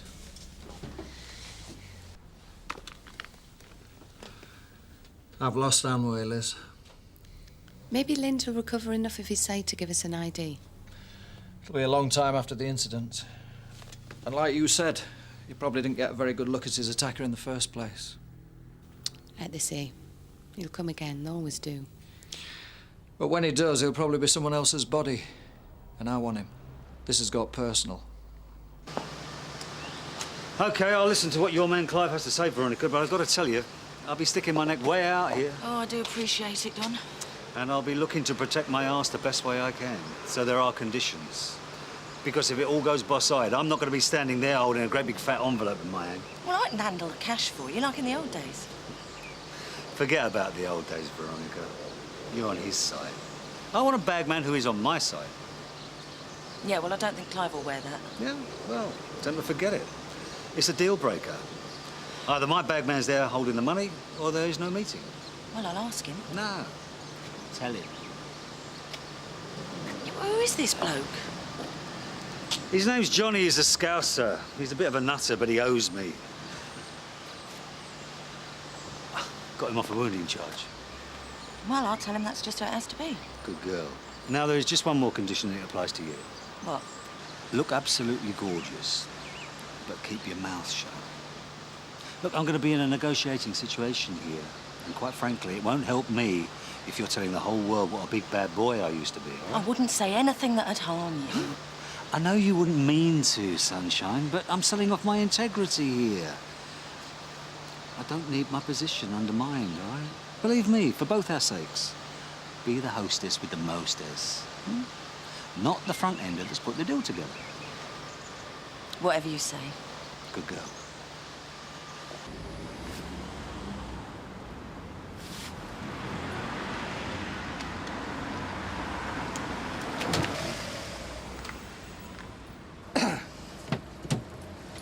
You're set and done? Yep. Right. Sure. So the signal to pull him is going to be, you cough, you pull out your hanky, yeah? That's it. Well then.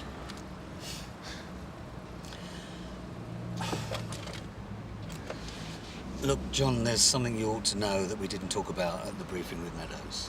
Oh, yeah? Well, I know a bit about the way you work. Not exactly a Boy Scout, right? What do you mean by that? Well, in order to get the job done, I mean, to get the right result, you wouldn't fight shy at cutting the odd corner?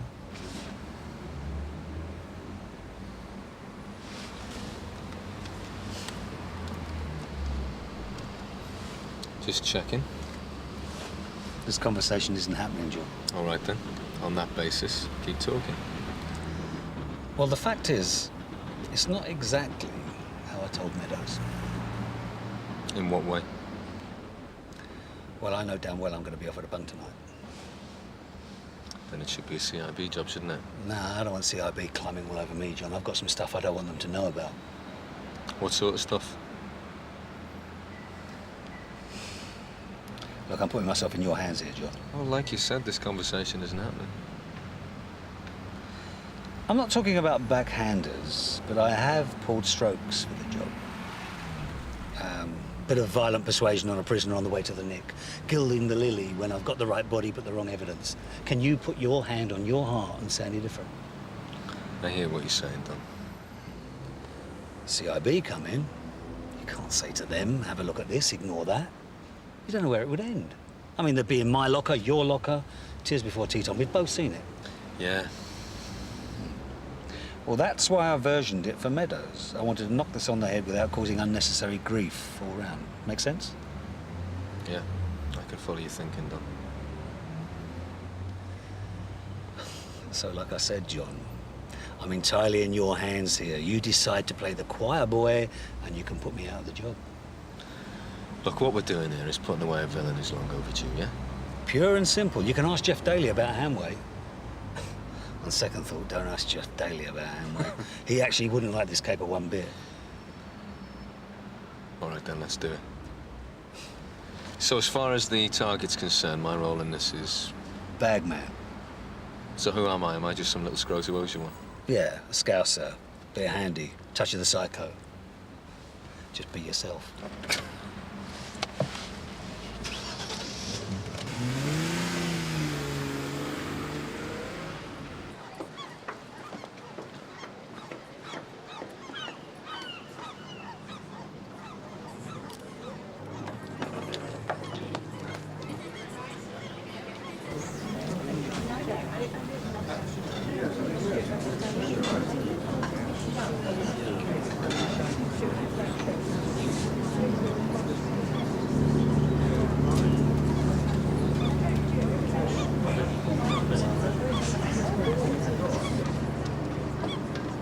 Clive, this is Don Beech. Good to meet you, Don. I've heard a lot about you. Yeah, well, you would have. You got yourself a good girl here, Clive. Hope you're taking good care of her. I feel you can leave that with me, Don. Oh, this is John. Helps me out sometimes. Clive, Veronica. Right. Well, I expect you lads could do with a drink, eh? Yeah, good thinking. There's a bit of a crush at the bar there. Why doesn't Veronica get them in and we can start the ball rolling here? Yeah, sure. You do the honours, won't you, lover? Yeah. Takes a scotch for Don. And, Bottle of pills. Well, we're not exactly extraterritorial, but I always feel as if I can speak more freely when I'm near the water. Yeah, well, just go right ahead, Clive.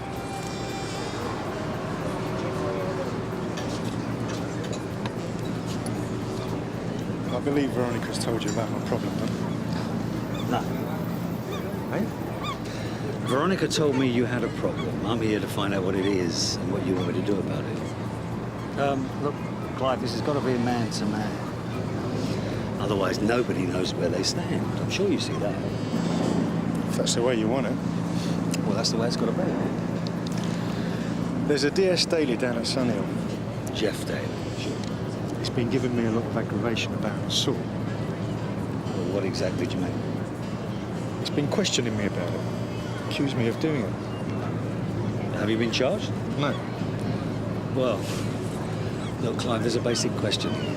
And you're going to have to be really straight with me. Otherwise, I won't know what I'm getting into. Did you do this assault? That's a hell of a question to answer, Don, coming from a copper. Well, if I wasn't a copper, there'd be no point you talking to me at all, would there? No. And as I am a copper, well, I'm sticking my neck way out just being here with you, right? Do you understand me? Yeah, I do, and I appreciate it. You appreciate it. Well, let's show the right spirit here, eh, Clive? Tell me what I'm getting into. Did you do this assault? I'm driving along. There's this plank patting about in front of me. I couldn't get round him one side or the other. So I gave him a nudge. He should have taken the hint, but he made a pills of it. Drove into the crash barrier. Then he got out, pulled my door open, and started telling me I'm not going anywhere. Go on. Before I'd get, shouldn't have been driving, probably. Well, what then? I don't like people telling me what to do, handling my motor. I mean, it's provocative, right? Yeah, well, it could be. So what did you do? I clocked him one. Well, what are we talking about here, Clive? Is that a fist or what? I had a torch in the car. I hit him with that, just on the spur of the moment. Well, that's very good, Clive. Thanks very much for being really upfront with me. You see, in this situation, I'm like a lawyer, working in the dark unless, well, you know, I'm in possession of all the facts. Right, Don, so, what can you do for me? Well, like a lawyer, I'm, well, waiting for instruction from you. So you can tell me what you want. Well, I need to know what the strength of this is. What's Daly got? Is there any forensic? Was there a good description? Can I be identified? You want me to find all these things out for you? Well, yeah. Well, that's possible, Clive. But if I did that, I'd be doing you a really big favour, so why should I do that for you? 1,000 up front, another £2,000 when you tell me what the situation is. You've got the money on you, the taster? Yeah. In cash? Here's the bag.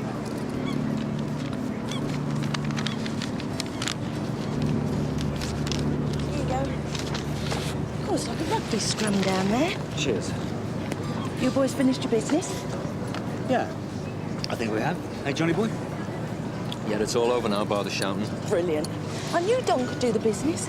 He's a brilliant detective, Clive. I once had some jewellery nicked by, well, this man I used to know. And Don not only nicked him, but he handcuffed him to a chair, put a plastic bag on his head till he told us where the gear was. I'm Detective Sergeant Boulton from Sun Hill, and I'm arresting you for conspiracy to pervert the course of justice. You do not have to say anything. You do not have to say anything, but it may harm your defense. Do not mention my questions until later. Listen, you. I thought you were a survivor. Do you want to walk away from this or go down with him? Decide now.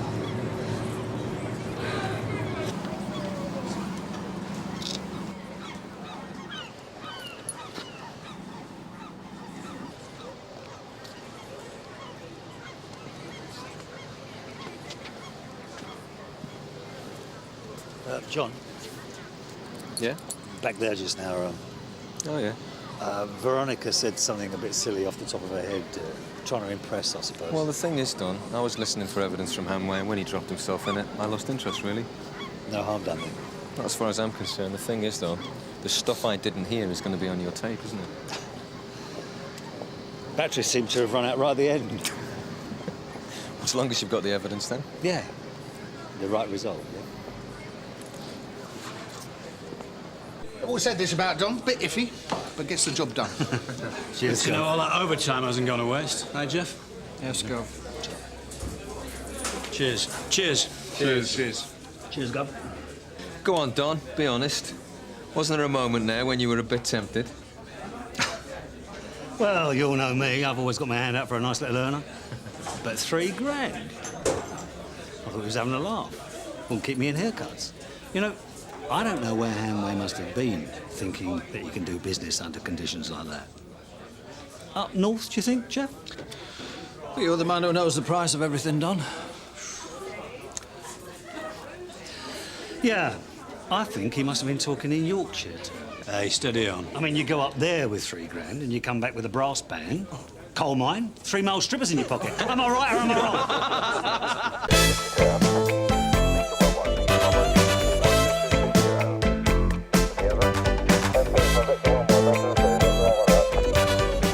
Mr. Brownlow, have you got a minute? Just wondered if you'd like to make a comment on the article in the CPS magazine about the Fawn Country House burglar Ray Catton.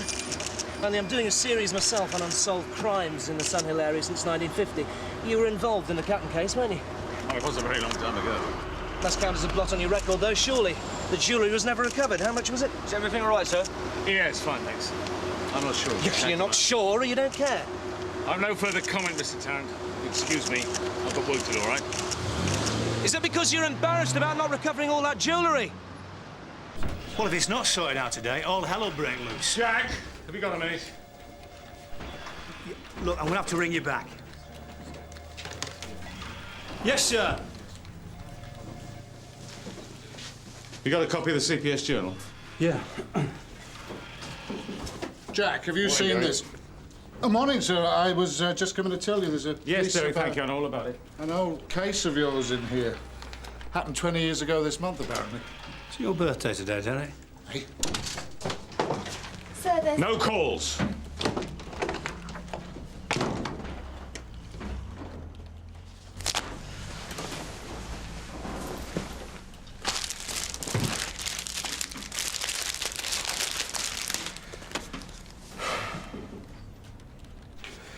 Ray Catton's the same as any other villain, but he likes to think of himself as a gentleman crook. You know, does his jobs, but nobody gets hurt.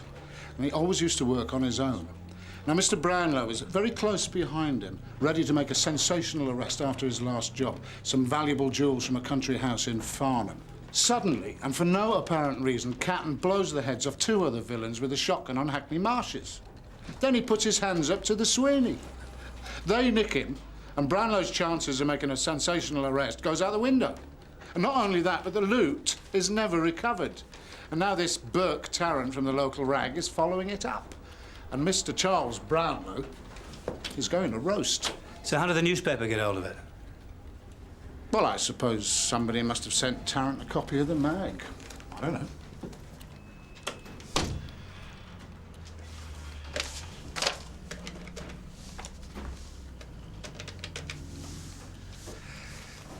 Yeah, this is DCI Jack Meadows from Sunhill. Can you do me a favour?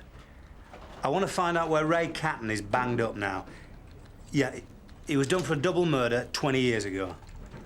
Yeah, see, it's lateral thinking. Don't have a closed mind. You want to read it. Oh, do I, Reg? Do I? Oh, yeah. See, it's all about seeing things differently. Networking. Bringing the whole power of your brain to work on everyday problems. This book can change your life. Go on then, Reg. Read us a bit. But only a bit, though. I only want to change my life a little bit. Oh, right. Oh, here you go. Try this puzzle. There's this beautiful Arabian princess. Yeah, off the Croft estate. Sam was chatting her up that time we were down there doing diplomatic protection. Nah, she was a sultana, not a princess. Yeah, very funny. Now, look, her father wants her to marry this ugly old bloke, right? And she wants to marry this handsome young prince. Hey, oh, I told you it was Sam, didn't I? You listening or what? Now, to solve the problem, her father picks up a couple of pebbles off the ground where they're standing. One black one and one white one, and he pops them both into a bag. And he says to her, if you can pick the white one, you can marry who you like. Yeah, but Reg, what has this got to do with lateral thinking? Well, if you listen for 1 minute, you'll find out, won't you? Now, she clocks that he has put 2 black pebbles in the bag, yeah? Now, without getting up his nose, what does she do? 10 quid says you don't get it. Ray Catton's in Shadwell Nick. Is he really? Thanks, sir. Is it worth paying him a visit? Well, it's a thought, certainly. Well, if you do have another go at him, he might tell you where this stuff went. Or even if it's still around. I mean, Tarrant's not going to let go of it. How did you know Tarrant was involved? Well, you know what this place is like for gossip, sir. If I was in your shoes, sir, you'd be telling me to get after it. Yeah. Well, I'll go this afternoon. I'd like you to join me, Jack, if CID can spare you. Certainly, sir. George, you have to use your mind differently. Concentrate. Right, OK, yeah. She palmed the white pebble, right? Easy. No. She throws a wobbler, right? Kicking and biting, and while they're ringing for an ambulance, she has it on her toes down the Casbah. No. It's a stupid blooming question anyway. Come on. Where's my tenner? Oh, you bet. Mum. We didn't bet money, you did. Money? I like the sound of that. What's the bet? Right. Your false eyelashes against a tenner you can't solve Reg's puzzle. Go on then. Well, there's this beautiful Arabian princess, right? Use police time to get results. Not to increase the clear-up rate. Anticipate. Get the grease to the squeak. Victim support. Local support groups turn into race forums at the drop of a hat. You know it, I know it. They're hijacked by pressure factions, and before you can turn around, every misdemeanor's got racial overtones. Racial or sexual, or both, in wheelchairs. I'm serious, Derek. Look behind the jargon. Come, give me a report that doesn't mention sex, race, or wheelchairs. Yes, Jack? Catton gets paroled in 3 months. He's only at Shadwell till he's moved to Huntsbridge Open Prison. Oh. Are you going for a result after all these years, sir? Oh, well, I wouldn't have thought that was a very productive thing to do. Anyway, I thought you didn't care about clear-up rates. Bad use of resources, if you ask me. Nobody is asking you, Derek. Simple. She takes a pebble, which is bound to be black, of course, but before anyone can clock the colour, she drops it on the path where there are loads of pebbles, both black and white. Oh, so her dad will just start again. She's still in stood. No. She says, look in the bag, see what colour's left. If it's black, I must have picked white, mustn't I win. Lateral thinking. Common sense. And there's nothing false about me, dear. 180,000 quid it was. Today's price is 6 times that. More, maybe. Eh? Captain job. Thank you very much, Derek. Why were you so keen to get me to meet Captain? You got an axe to grind. No, sir, no, not as such. So what was it? Well, I know what it's like to be grilled by the press over an honest mistake. Something I had no control over. You mean the Stephen Foster case? Not one of your finest hours, Jack. There's nothing in the press like more than a wrongful conviction they can put down to the police. But this case is a bit different. I didn't make a mistake as far as I know. No, sir. But Tarrant's a cocky little so-and-so. This'll give us a chance to clean his clock. Look, Reg, the first Arabian princess I see with a bag full of pebbles, I'll be round there like a shot, mate. George, it's not just the problems, mate. It's a new way of thinking. Leave him alone, Reg. He's not ready for thinking yet. Come on, we've still got Larkme to sort out. We don't want any kids having lateral thoughts about abandoned cars and boxes of matches. All right, I'm coming. I'm glad I'm not married to you, Vicky. A subject, Reg, on which we are as one. What?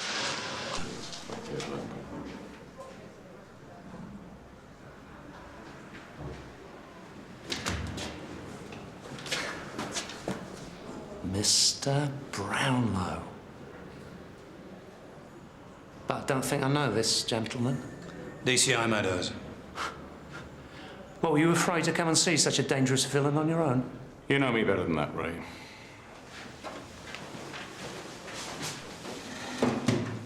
So, what is it? Clear-up rate drop-in? You want to cough to a couple? I've done my time for what I've done, Mr. Brownlow. I held my hands up. I said sorry. I've been a naughty boy. And now I'm going home. You can get your yellow ribbons ready if you like, you know, tie 'em round the old oak tree. Yeah, that's been a long time. You look well. Middle age suits you. Thank you. Pity you can't say the same about me, right? Well, 20 years of prison food, 20 cigarettes a day, ain't exactly the way to keep your looks. Well, you haven't come all this way here to have a chat, have you? What do you want? I suppose you've been reading the CPS Journal, have you? Starring you and me? Just wondered if you wanted to wipe the slate clean before you got out. Go home with a clear conscience. Oh, I've got a clear conscience, me. I never banged up any of the human race for a lifetime, did I? You wiped two of them off the face of the earth, though. I did. You never said why? They took a liberty, which is what you're doing now. I've got nothing else to say to you. Find your own way out, can you? Ray. Ray what? What did you do with the proceeds from the Farnham robbery? If I did it, which I'm not saying I did, I'd be a right man to tell you where it is, wouldn't I? I'd need a pension when I got out. You're wasting your time. Right, get him out. Get the hell away from me! Get the doctor. Bring natural thinking to bear on that, then. Well, it's simple, isn't it? Not to me, Reg. No, but what you're seeing is the older person's natural reluctance to enter the dubious surroundings of the betting shop. Really? Well, yeah. So she employs the street corner bookies runner. Yeah, that's his commission that he's kept. Sounds more like imagination than natural thinking to me, Reg. Cookies runners are long gone from the streets of Canley. Well, we'll see now, won't we? Any trouble, love? Should there be? You do know that betting in the street is against the law, don't you, Mum? So's genocide, Sonny. But it never stopped Hitler, did it? Never stopped Pol Pot, neither. Can't argue with that. Excuse me. Mr. Ray Captain, how bad is he? Not too brilliant, actually. Mr. O'Donnell's looking at his charts, then we'll know a bit more. I need to talk to him to ask him a few questions. Well, he's already had one visitor, and he's very weak. It's not the first attack he's had.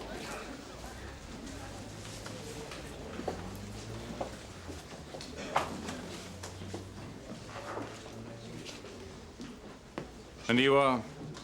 Jim Catton, Ray's brother. I thought you were in Spain. I've been back a while. Spain's not what it was. Too many villains making a fresh start. I'll leave you my mobile phone number if you need to get in touch.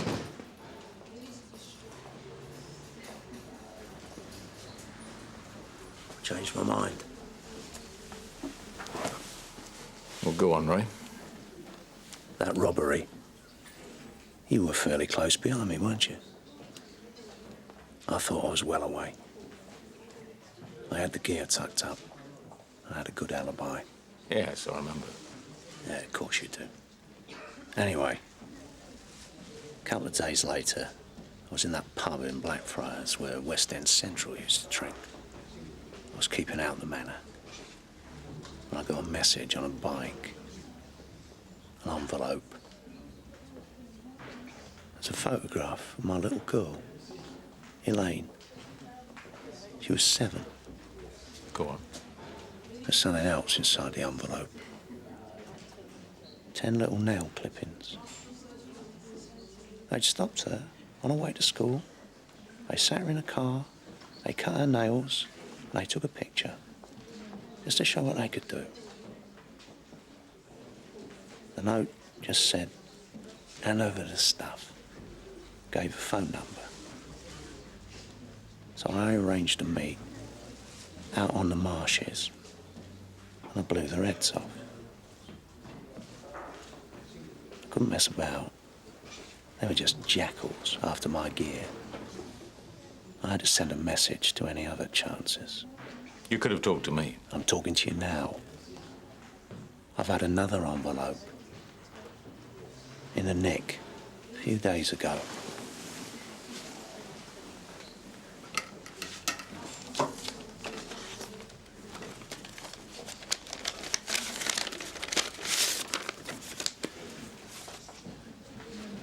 For old time's sake. That's 10 more nail clippings. My daughter and her family are in danger, Mr. Brownlow, and I can't look out for them. Neither can Jim. We don't know where they are. When my missus died, I thought Elaine would come to the funeral. But it turns out she'd moved away, and I don't know where. I mean, I ain't seen her for years. I do know she got married. She had a couple of boys. She married a black kid. He used to do a bit of stuff for me, Barry Beckett. But he's gone straight now, he's a civilian. She could be anywhere. I do know she's still in the country. She used to drop in on her mother now and again. You find her, look after her and the kids, and I'll tell you where the gear is. You can put it in the papers. Recovery of stolen fortune, etc. Then they'll be okay. Because these swine will have nothing to come looking for. Well, you can do that now.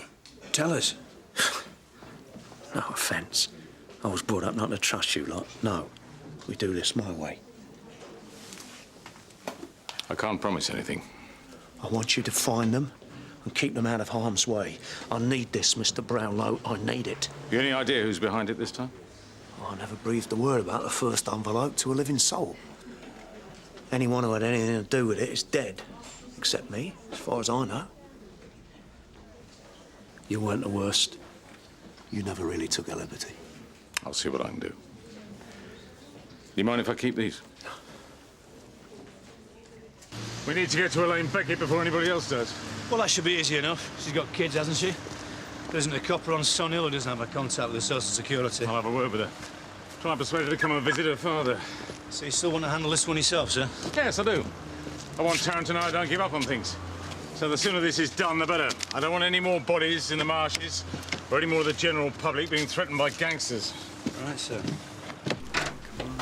Oh, Eddie, could you check this out? Oh, sorry, sir, I'm working for Mr. Brownlow. Like the whole station, it seems to me. Yeah, Beckett, Barry and Elaine, have you got a pen? 2 Tennyson Court. Yep. Like me to stay. That's brilliant. Cheers, mate. I owe you one. Yep, bye.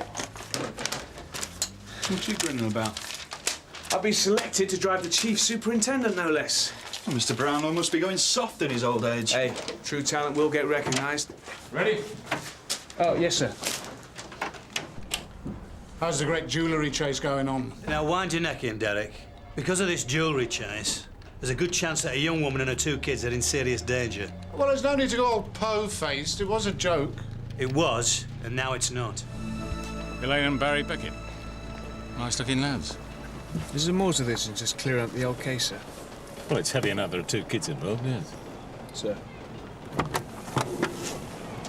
Elaine Beckett. Dad, can I... Wait a minute, who wants to know? It's all right, Barry, I'll deal with it. We'll both deal with it. What do you want? We've done nothing. Chief Superintendent Brownlow, Sun Hill. PC Eddie Santini.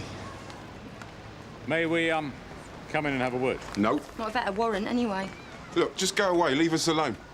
Why should we need a warrant? Because you won't get in without one, and we don't have to talk to you if we don't want to. And we definitely don't want to. Shove off. Come on.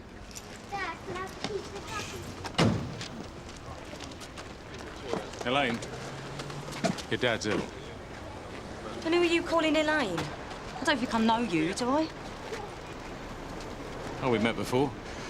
A very long time ago. Hang on. Browning. I do remember. You're the copper that put him away. You've got a bloody cheat coming round here. Brownlow. Whatever your name is, you've still got a cheat coming here. He wants to see you. I don't want to see him. He could be dying, Elaine. I'm sorry to hear that. But he's been out of my life a long time. I certainly don't want to start to pick up the pieces now. Look, mister, she isn't going anywhere. Want me to come back later, Elaine? I can see you're busy having a nice chat. We didn't call him, Danny. We didn't. Good. You don't need the police when you got me, do you? Is he threatening you, Elaine? Mind your own business.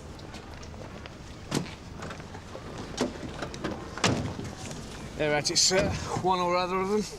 Or both. Maybe.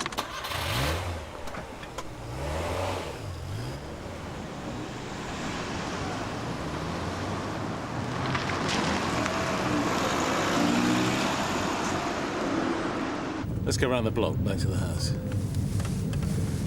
See what this Danny's up to.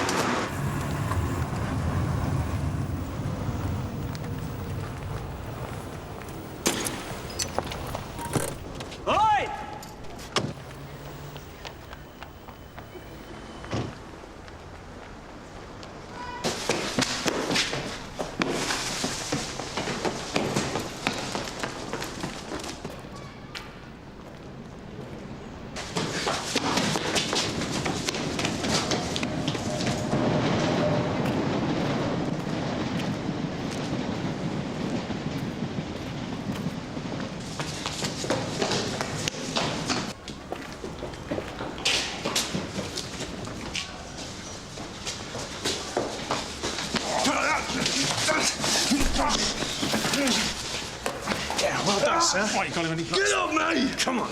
Get off me! Let him go. He's got nothing to do with this. He's a neighbour. He's just trying to prick through your car window. Look, it was an accident. Sorry, Barry, mate. I mean, I was only fooling around. You know me, I'm not that sort of guy, am I? I told you before, Danny, if there's a problem, we can sort it. It's just a row between neighbours. Let him go. Elaine, has this man got some sort of hold over you? 'Cause it won't go away, you know. You make a complaint and we can deal with it. Look, you're wasting your time. Elaine's not going to make a complaint about her best friend, are you, Elaine? All right, Let I'm arresting you him for go. assaulting a police officer, Easier for everybody criminal in the long damage, run. and stealing benefit books. You are not obliged to say anything. There you go, sir. Danny Laverick. Oh, William Laverick's son. Thought I half remembered the name. The father used to run a dubious pawn shop operation in the early 80s. And the son? Demanding money with menaces, which in this case is loan sharking. And the sooner they make that illegal, the better. Well, that'll put a few of the banks out of business. Sorry, sir. Just a minute. Known associates Terry Fielding, Danny Laverick's uncle. Terry Fielding was one of the men that Ray Catton shot to pieces on the marshes. Mr. Laverick, can you explain how you came to be in possession of so many gyro checks, child benefit books and pension books, all in different names? I run a collection service to help the less fortunate members of society. As opposed to being a loan shark, for instance. I'm not, but even if I was, it ain't against the law. Are you going to charge me? Are you saying that these people handed their books voluntarily to you? Look, how many times do I have to say it? The Larkmead is bandit country. I am providing a public service. I collect the money for all the vulnerable people so that they don't have to worry about the muggers. And, of course, I charge them a small fee. After all, I'm a businessman. Why don't you ask these people whose books I've got? Why didn't Elaine Beckett tell us this? People have feelings. Sometimes they're ashamed of being on benefit. I mean, they're not like you. They often don't know where their next penny's coming from. They feel that no one else needs to know. Especially nosy coppers. Now, are you going to charge me or what? Interview terminated at 18:17 hours. Fine. Well, I'll be on my way then. I'm sure you've got lots to do. All right, sit down, Mr. Laverick. Down. Sit down.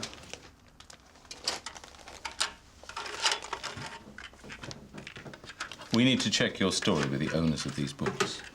No, he's a loan shark, isn't he? Lends you money, collects your pension, charges you interest. If you don't pay, he smashes your windows. But you do pay because you've got to live here. Excuse me, madam. Would you be prepared to make a statement to that effect? How many windows do you think there are in this place? My little grandson lives in the next block.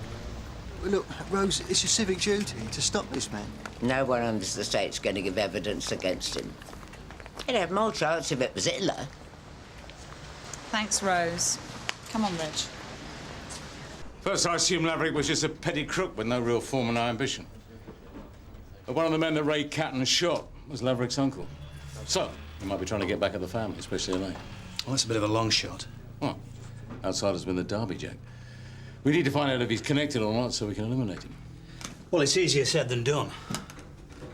We can get a constable in with Elaine and her husband. Andrew Munro will liaise with Relief's A&C to get full cover. All right. But that can only happen if I get Elaine Beckett to cooperate. I'll have another go at it tomorrow. In the meantime, get the patrols to keep an eye on the house, will you? Sir.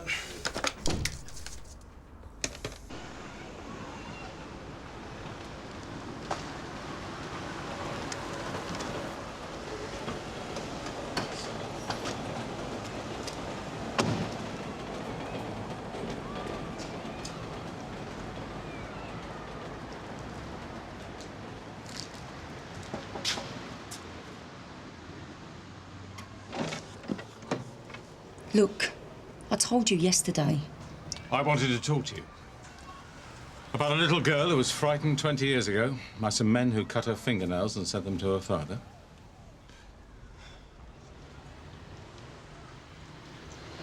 Fine. Thank you.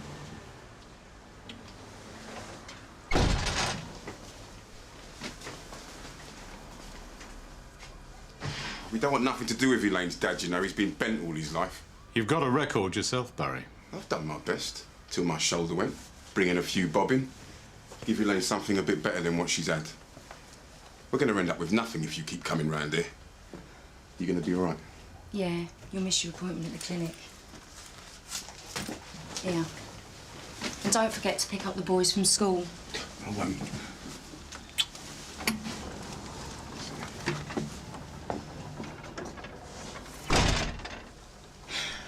Don't make me sorry I let you in.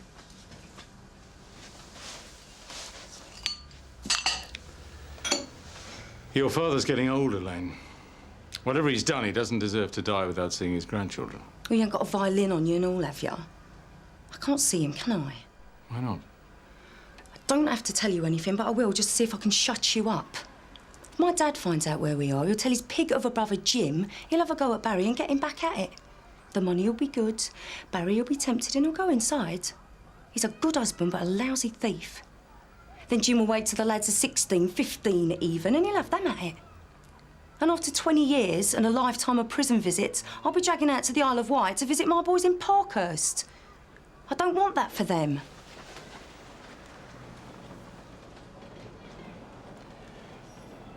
You saying you didn't visit your father because you didn't want Barry returning to crime? Well, that's one reason, yeah. He murdered 2 men on my account. That's not something you forget. And no one's been threatening you? No more threats? Nobody knows where I am, do they? Unless you know something I don't. Where does Danny Laverick fit into this? Danny Laverick makes a living out of loan sharking. If you showed him a picture of a shotgun, he'd have a heart attack. Your dad still wants to see you, Elaine. I went on the train once with my mum all the way up to Durham to see him. When we got there, they'd moved to Winson Green and we didn't have no money left to go there. My mum stood in the rain and cried. Once, when I did get in, we didn't recognise each other. There's just this man stood there looking right past me. I stood in front of him and I smiled. And he was shocked to see how big I was. He tried to smile back, but his tears was choking him. He pretended he was sneezing, and he just kept saying, "Elaine, love, Elaine." So he'd missed me growing up. And I knew I had no dad anymore. Then you need a better memory of him before he dies, don't you? I've got the car outside. It may be the last chance for both of you. Well, DCI Meadows thinks Elaine Beckett and her family may well be in some danger from former associates of her father. He's just completing a long sentence for murder. 2 murders. We'd like you to stay in the house with her.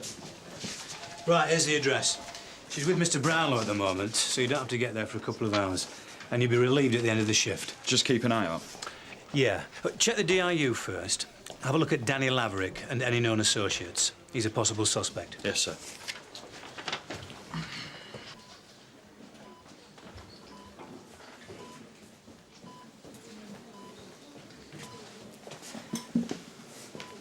Dad?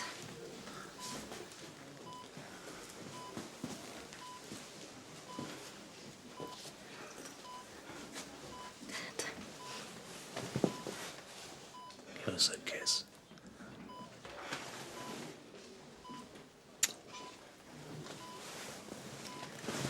Turn my back on you for a minute, can I?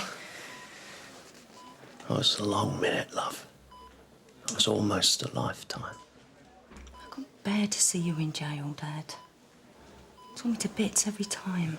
I understand, love. I know. I still wish that you'd have come to your mum's funeral. I was there. I watched from over the road and then I went in the church after. You could have come up, said a word. Dad, I had the lads with me and you were in handcuffs. You see what you do to people. You see. Ray, I don't make the rules. How are the boys? They're all right.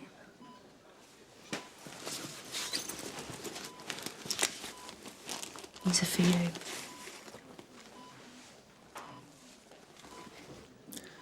They know about me. I told them you work on an oil rig. How are you managing? Uncle Jim could lend a hand if you're stuck. I don't need Uncle Jim. And I don't want him knowing where we are. I really don't. Well, there wouldn't be no strings. No strings? Hey, just keep an eye out for you. He's my little brother. He's all I got except you and these boys. Someone's going to have to look after you when I'm gone. Yeah, not Uncle Jim, Dad. He just put Barry back on the payroll, you know that. He's better off in Spain minding his own business. No, but he's back. He come back to see me and to keep an eye out for you. Uncle Jim's back in this country? Yeah, he's been back a couple of months. He come to see me yesterday. So I've really got to go, all right? I've got to go. Oh, please wait. There's lots of things Oh, we haven't no, said. please, Mr. Well, just let Brownlow. me know where you're living. I mean, I want to send a card to the boys, you know. Football Just, boots, Dad. birthday presents. I want to bring them in to see me. You just worry about getting better, Dad. Then we can sort that stuff out after. It's been too long to be worrying about things that don't matter. See you tomorrow. Elaine, just, give us a second, will you? Thanks. Well? Yeah, thank you, Mr. Brownlow. And they're doing all right, yeah. They're doing all right. Nobody's been round giving them any bother. Ray, don't worry. We'll look out for her, all right? As you said yourself, the sooner we recover the gear and the public know about it, the safer everyone will be. Yeah, well, I will tell Elaine where everything is, and she can tell you. Ray, we need to know where the jewels are. Humour me, okay? This is one way of making sure that I see Elaine again. Thank you, Mr. Brownlow. I appreciate that. Oh, just make sure you do, Ray. Hmm? Just make sure you do.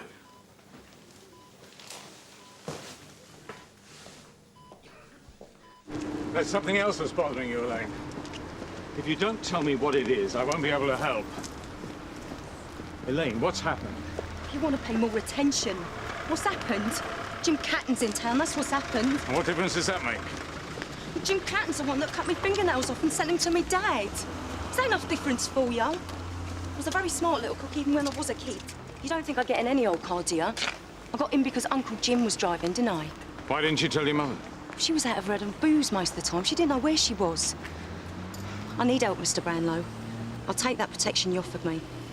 I'll get somebody over. I'm afraid that it'll only be until your father... I know. Till my father dies. I know you're only in this till you get your jewels back. I know that only too well. But I need Jim Catton away from my family. And what are we going to do about that? Joan, Mr. Brownlow, could you get Sam Harker over to Mrs. Becky's now? And I need to talk to Mr. Meadows. I want you to check to see if we've got anything about Jim Catton. His address, anything. It won't be very much, because he's just got back from Spain. He beat the last case we had against him. Witness intimidation was suspected, but that was back in 1983. OK, well, I'll get back to you as soon as I can, sir.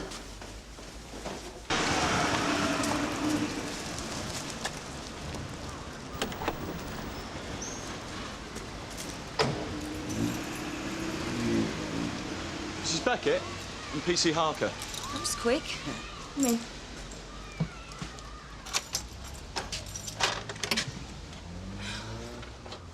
Gone through.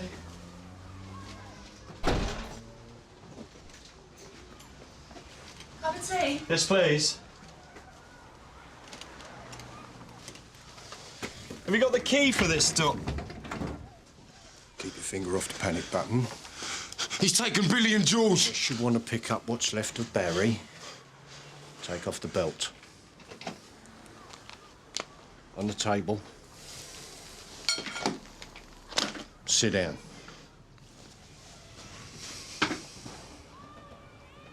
Elaine, I'm not playing games. Don't, Elaine, please.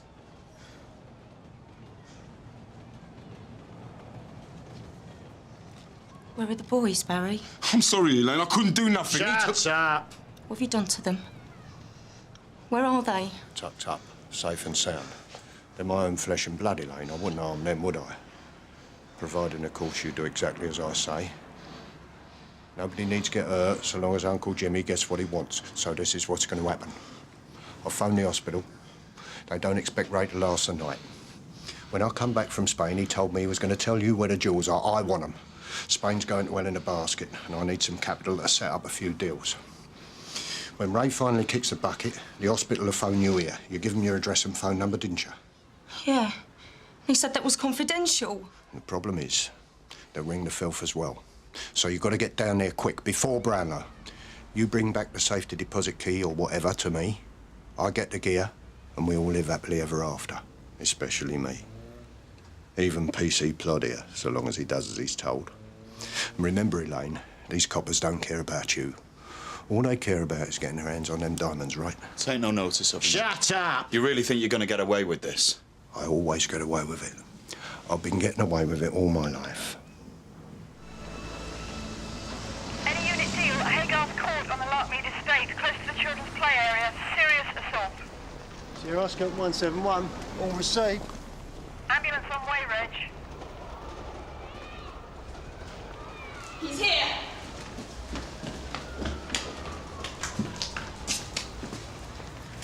It's our friend the bookie's runner, isn't it? Yeah, right.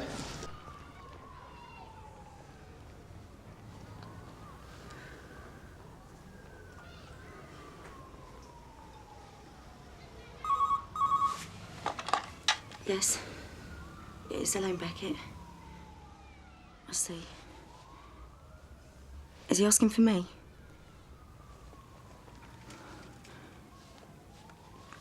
I'll come straight over. St. Peter's opened the door, has he? It's your brother you're talking about. We got no illusions around me. If it was me, he'd be the same. Life goes on. Now go. And if Brownlow gets there first, talk your way round it. And remember, Not a word about the boys, or it's the last you see of them.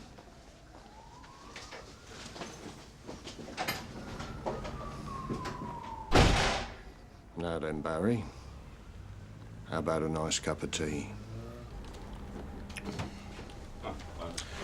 How are you getting on with the great jewel theft recovery, sir? It's a very good likeness. It's gone full ahead with the story, too. Well, it's going to be all the more galling for him when he has to print a retraction. No, you don't mean to say you think you've got a chance of getting the stuff back, sir? It'll have been broken up and sold on years ago. Well, I have every confidence that it hasn't been and that I will get it back. Oh. At which time, I'll get on with the rest of my work and I'll need those statistics. The Crime Prevention Initiative. For area, remember? Yes, fine. Good. On my desk tomorrow morning, 9:30, thanks. Fine. Same Hughes for you, sir. No. Thanks. Hello? Oh, I see. Have you informed Mrs. Beckett, his daughter? Right, thank you. Oh, could you get me Sergeant Ackland? Shut up, Eddie. You're talking rubbish. Yeah, Eddie, you know that bloke you arrested yesterday, Laverick? Yeah, I'm still handling that with Mr. Brownlow, Reg. Yeah, it's all in hand. I know, but look, he's just been beaten up on the lark, mate. Well, Reg, the man's a loan shark. People are going to fall out with him and batter him from time to time. Part of life's rich pageant. I don't think you're getting my precise point here. I think it's a bit odd. Look, 1 minute he's in here talking to Brownlow, the next minute he's beaten up on the lark. Butt out, Reg. Keep your nose in its holster. What? Well, I know he's not the most ideal of partners, but he does have his good points. Eddie, Mr. Brownlow wants you. I've just had a call from St. Hughes to say Ray Catton won't last much longer. I want to get there before Elaine Beckett does. Yes, sir.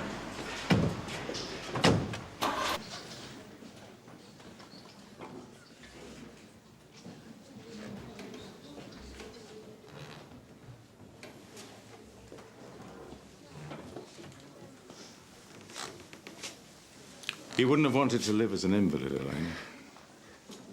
Your father was a very proud man.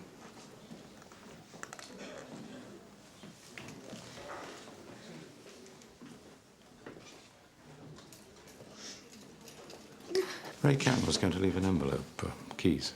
Well, that's what his daughter said. But he didn't leave anything at all, nothing. He didn't bring anything from prison with him, only the clothes he stood up in. By the time she arrived, he was already gone. Oh, I see. Thanks.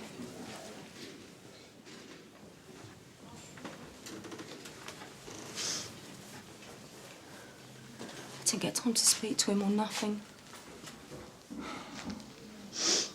Did your father leave you anything? My father's dead, Mr. Brownlow, and all you can think of is that.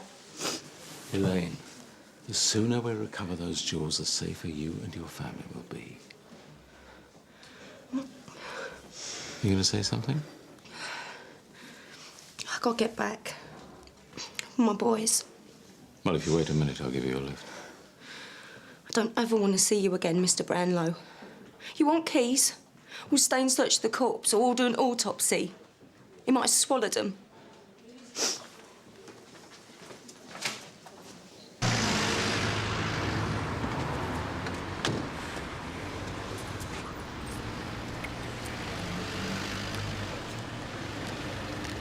Sierra Oscar from 988. Go ahead, Eddie. Sergeant at St. Hughes, Elaine Beckett's just left by taxi. Thought Sam Harker was supposed to be with her. He's probably babysitting, but I'll check. Thanks, Eddie. Well? Dad never left me anything. Don't give me that. He told me he was going to give you everything. Leave her alone. Do you know and all? I mean, don't take my word for it. Ask Brownlow, ask the nurse at the hospital. Dad left nothing. Ray never lied to me. He told me you was going to find out where them jewels are, and so you will. Either that or you'll never see your kids again. I don't know where they are! I can't stay here, because they'll come looking for you. So when you finally find out where them jewels are, you give me a ring on my mobile and you tell me where I can collect them. Or I'll tell you which hole I've dumped your kids in and you can dig them up if you're quick. If you hurt our kids, Don't even think about moving until 10 minutes after you hear me drive off. I might wait round the corner for a minute.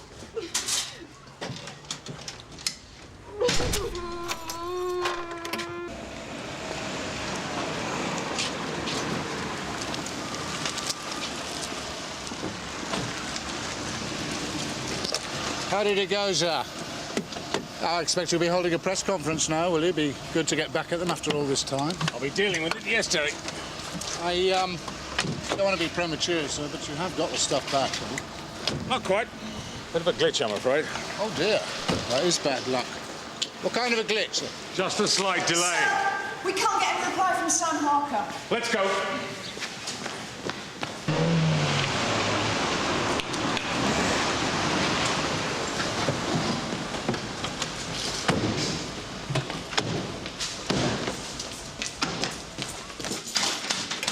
Right, I'm coming.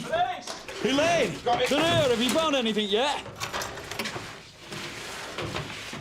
Jim Catton's taking the kids, sir. You might want to read this letter. Don't answer, he's taking me radio. Some Ray Cat. Ray Catton, looking for Freddie Four Eyes. Who's Freddie Four Eyes when he's at home? My dad gave him to me as a present just before he got sent down for the last time. Nearly thrown him away hundreds of times, but I promised my dad I'd keep him forever.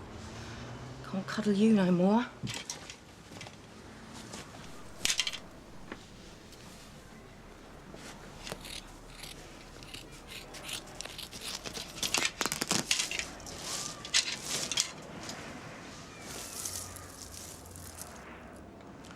I think I'll take that, Elaine. No, you won't. He's still got our boys. If we don't hand this stuff over to him, he'll kill them. She's right, sir. He's a nutter. What did he tell you to do? To call him on the mobile, to arrange to hand it over, and then he'd tell me where the boys are. I call son there, will you? But, sir... Tell him we picked up Sam Harker and Mr. and Mrs. Beckett. But there's no sign of the jewellery, and Jim Catton's well away. And to wait further instructions from me. Sierra Oscar from 988. Elaine, we need you to call Jim, all right, on the mobile. Tell him that we've gone away. Get him to arrange a rendezvous and a time. That way he'll be less suspicious. And make sure, tell him you won't hand over the jewels until you see the boys. Sam. All right. We're going back to back on this one, so we'll be using the Met Radio, Channel 3. So switch over now. Right, Elaine and Barry Beckett. They're going to be in the reception area at the Brett's Hotel, which is just out towards the motorway. She's going to be wired. Mr. Brownlow and I are going to be on the other end, parked outside the main entrance. Reg and George are going to be inside the reception as well, at a discreet distance. Vicky and Eddie are going to be parked on the road outside. Joe and Mickey are going to be standing by in the underground car park. Right, it's 1831. In about an hour's time, Jim Catton's going to arrive at the hotel with the two kids. Elaine will pass him the jewels. He'll then leave the hotel. Reg and George will follow and make the arrest. Any questions?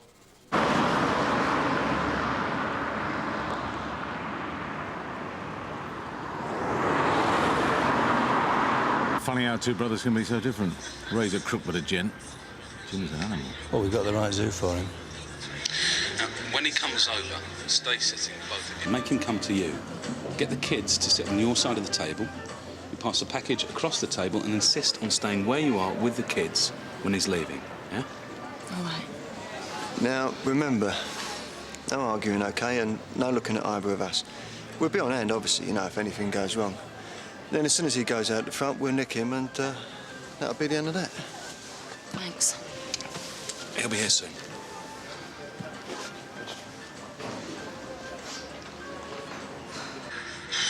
You nervous? Of course I'm bloody nervous. He's here. Blue Mercedes, left-hand drive. Where are the kids?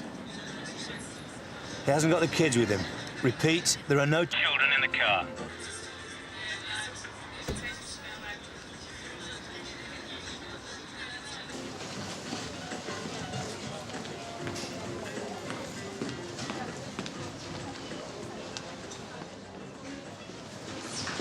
Kids are outside. They're not in, that's part of the deal. Calm down, Elaine. I'm telling you, the kids are outside in the car. But that's part of the deal, and my kids aren't here. Calm down, Elaine. I'm telling you, the kids are outside in my car. I want to see the stuff first, don't I? I'll check it out, then you and me can go outside and do the swap. What do I do? Stay here, Barry, and wait for me.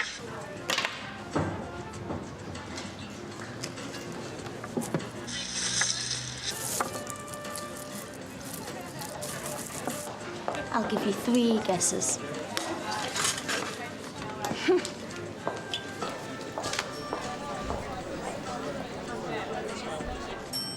They're leaving now, sir. Hey, Reg! Reg! What do you think you're doing? Reg! If you've hurt them kids, Jim Catton, I'll kill you myself. Trust me. He's making a run for it. Go, go, go. Go. Come on! He's got just stay here. Just stay here, right? Come on!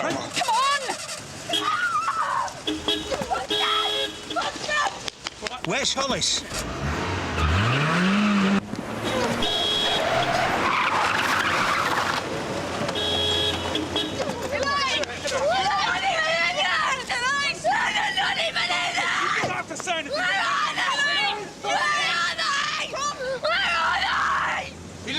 Elaine, they're here. They've been here all the time.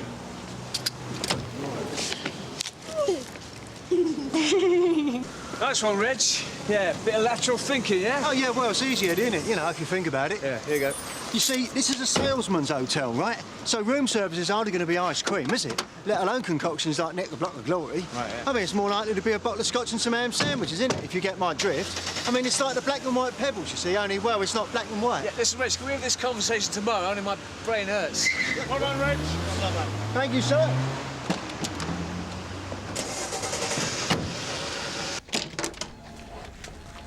Morning, sir. You wanted to see me? I thought you'd like to know that we've recovered the jewels from the Farnham Country House burglary. Yes, I'd heard. I expect you're going to congratulate me. Yes, of course. Congratulations, sir. Thank you, Derek. I'm afraid you're going to have to do quite a bit of work on this, though. I've made lots of notes where I feel it needs strengthening. I need it yesterday. Mr. Tarrant to see you, sir. Oh, Mr. Tarrant. You've heard the good news, I'm sure. Well, you know what they say? Good news is no news. Well, that's not quite the way we see it. I welcome accurate reporting. What I hate is the constant, ungenerous needling that assumes that all coppers are on the take. I notice that crime stories in Sun Hill are your newspaper's bread and butter these days. I wonder how your editor would feel if other papers were to get the stories first. Well, you can't do that. Can't we? All right.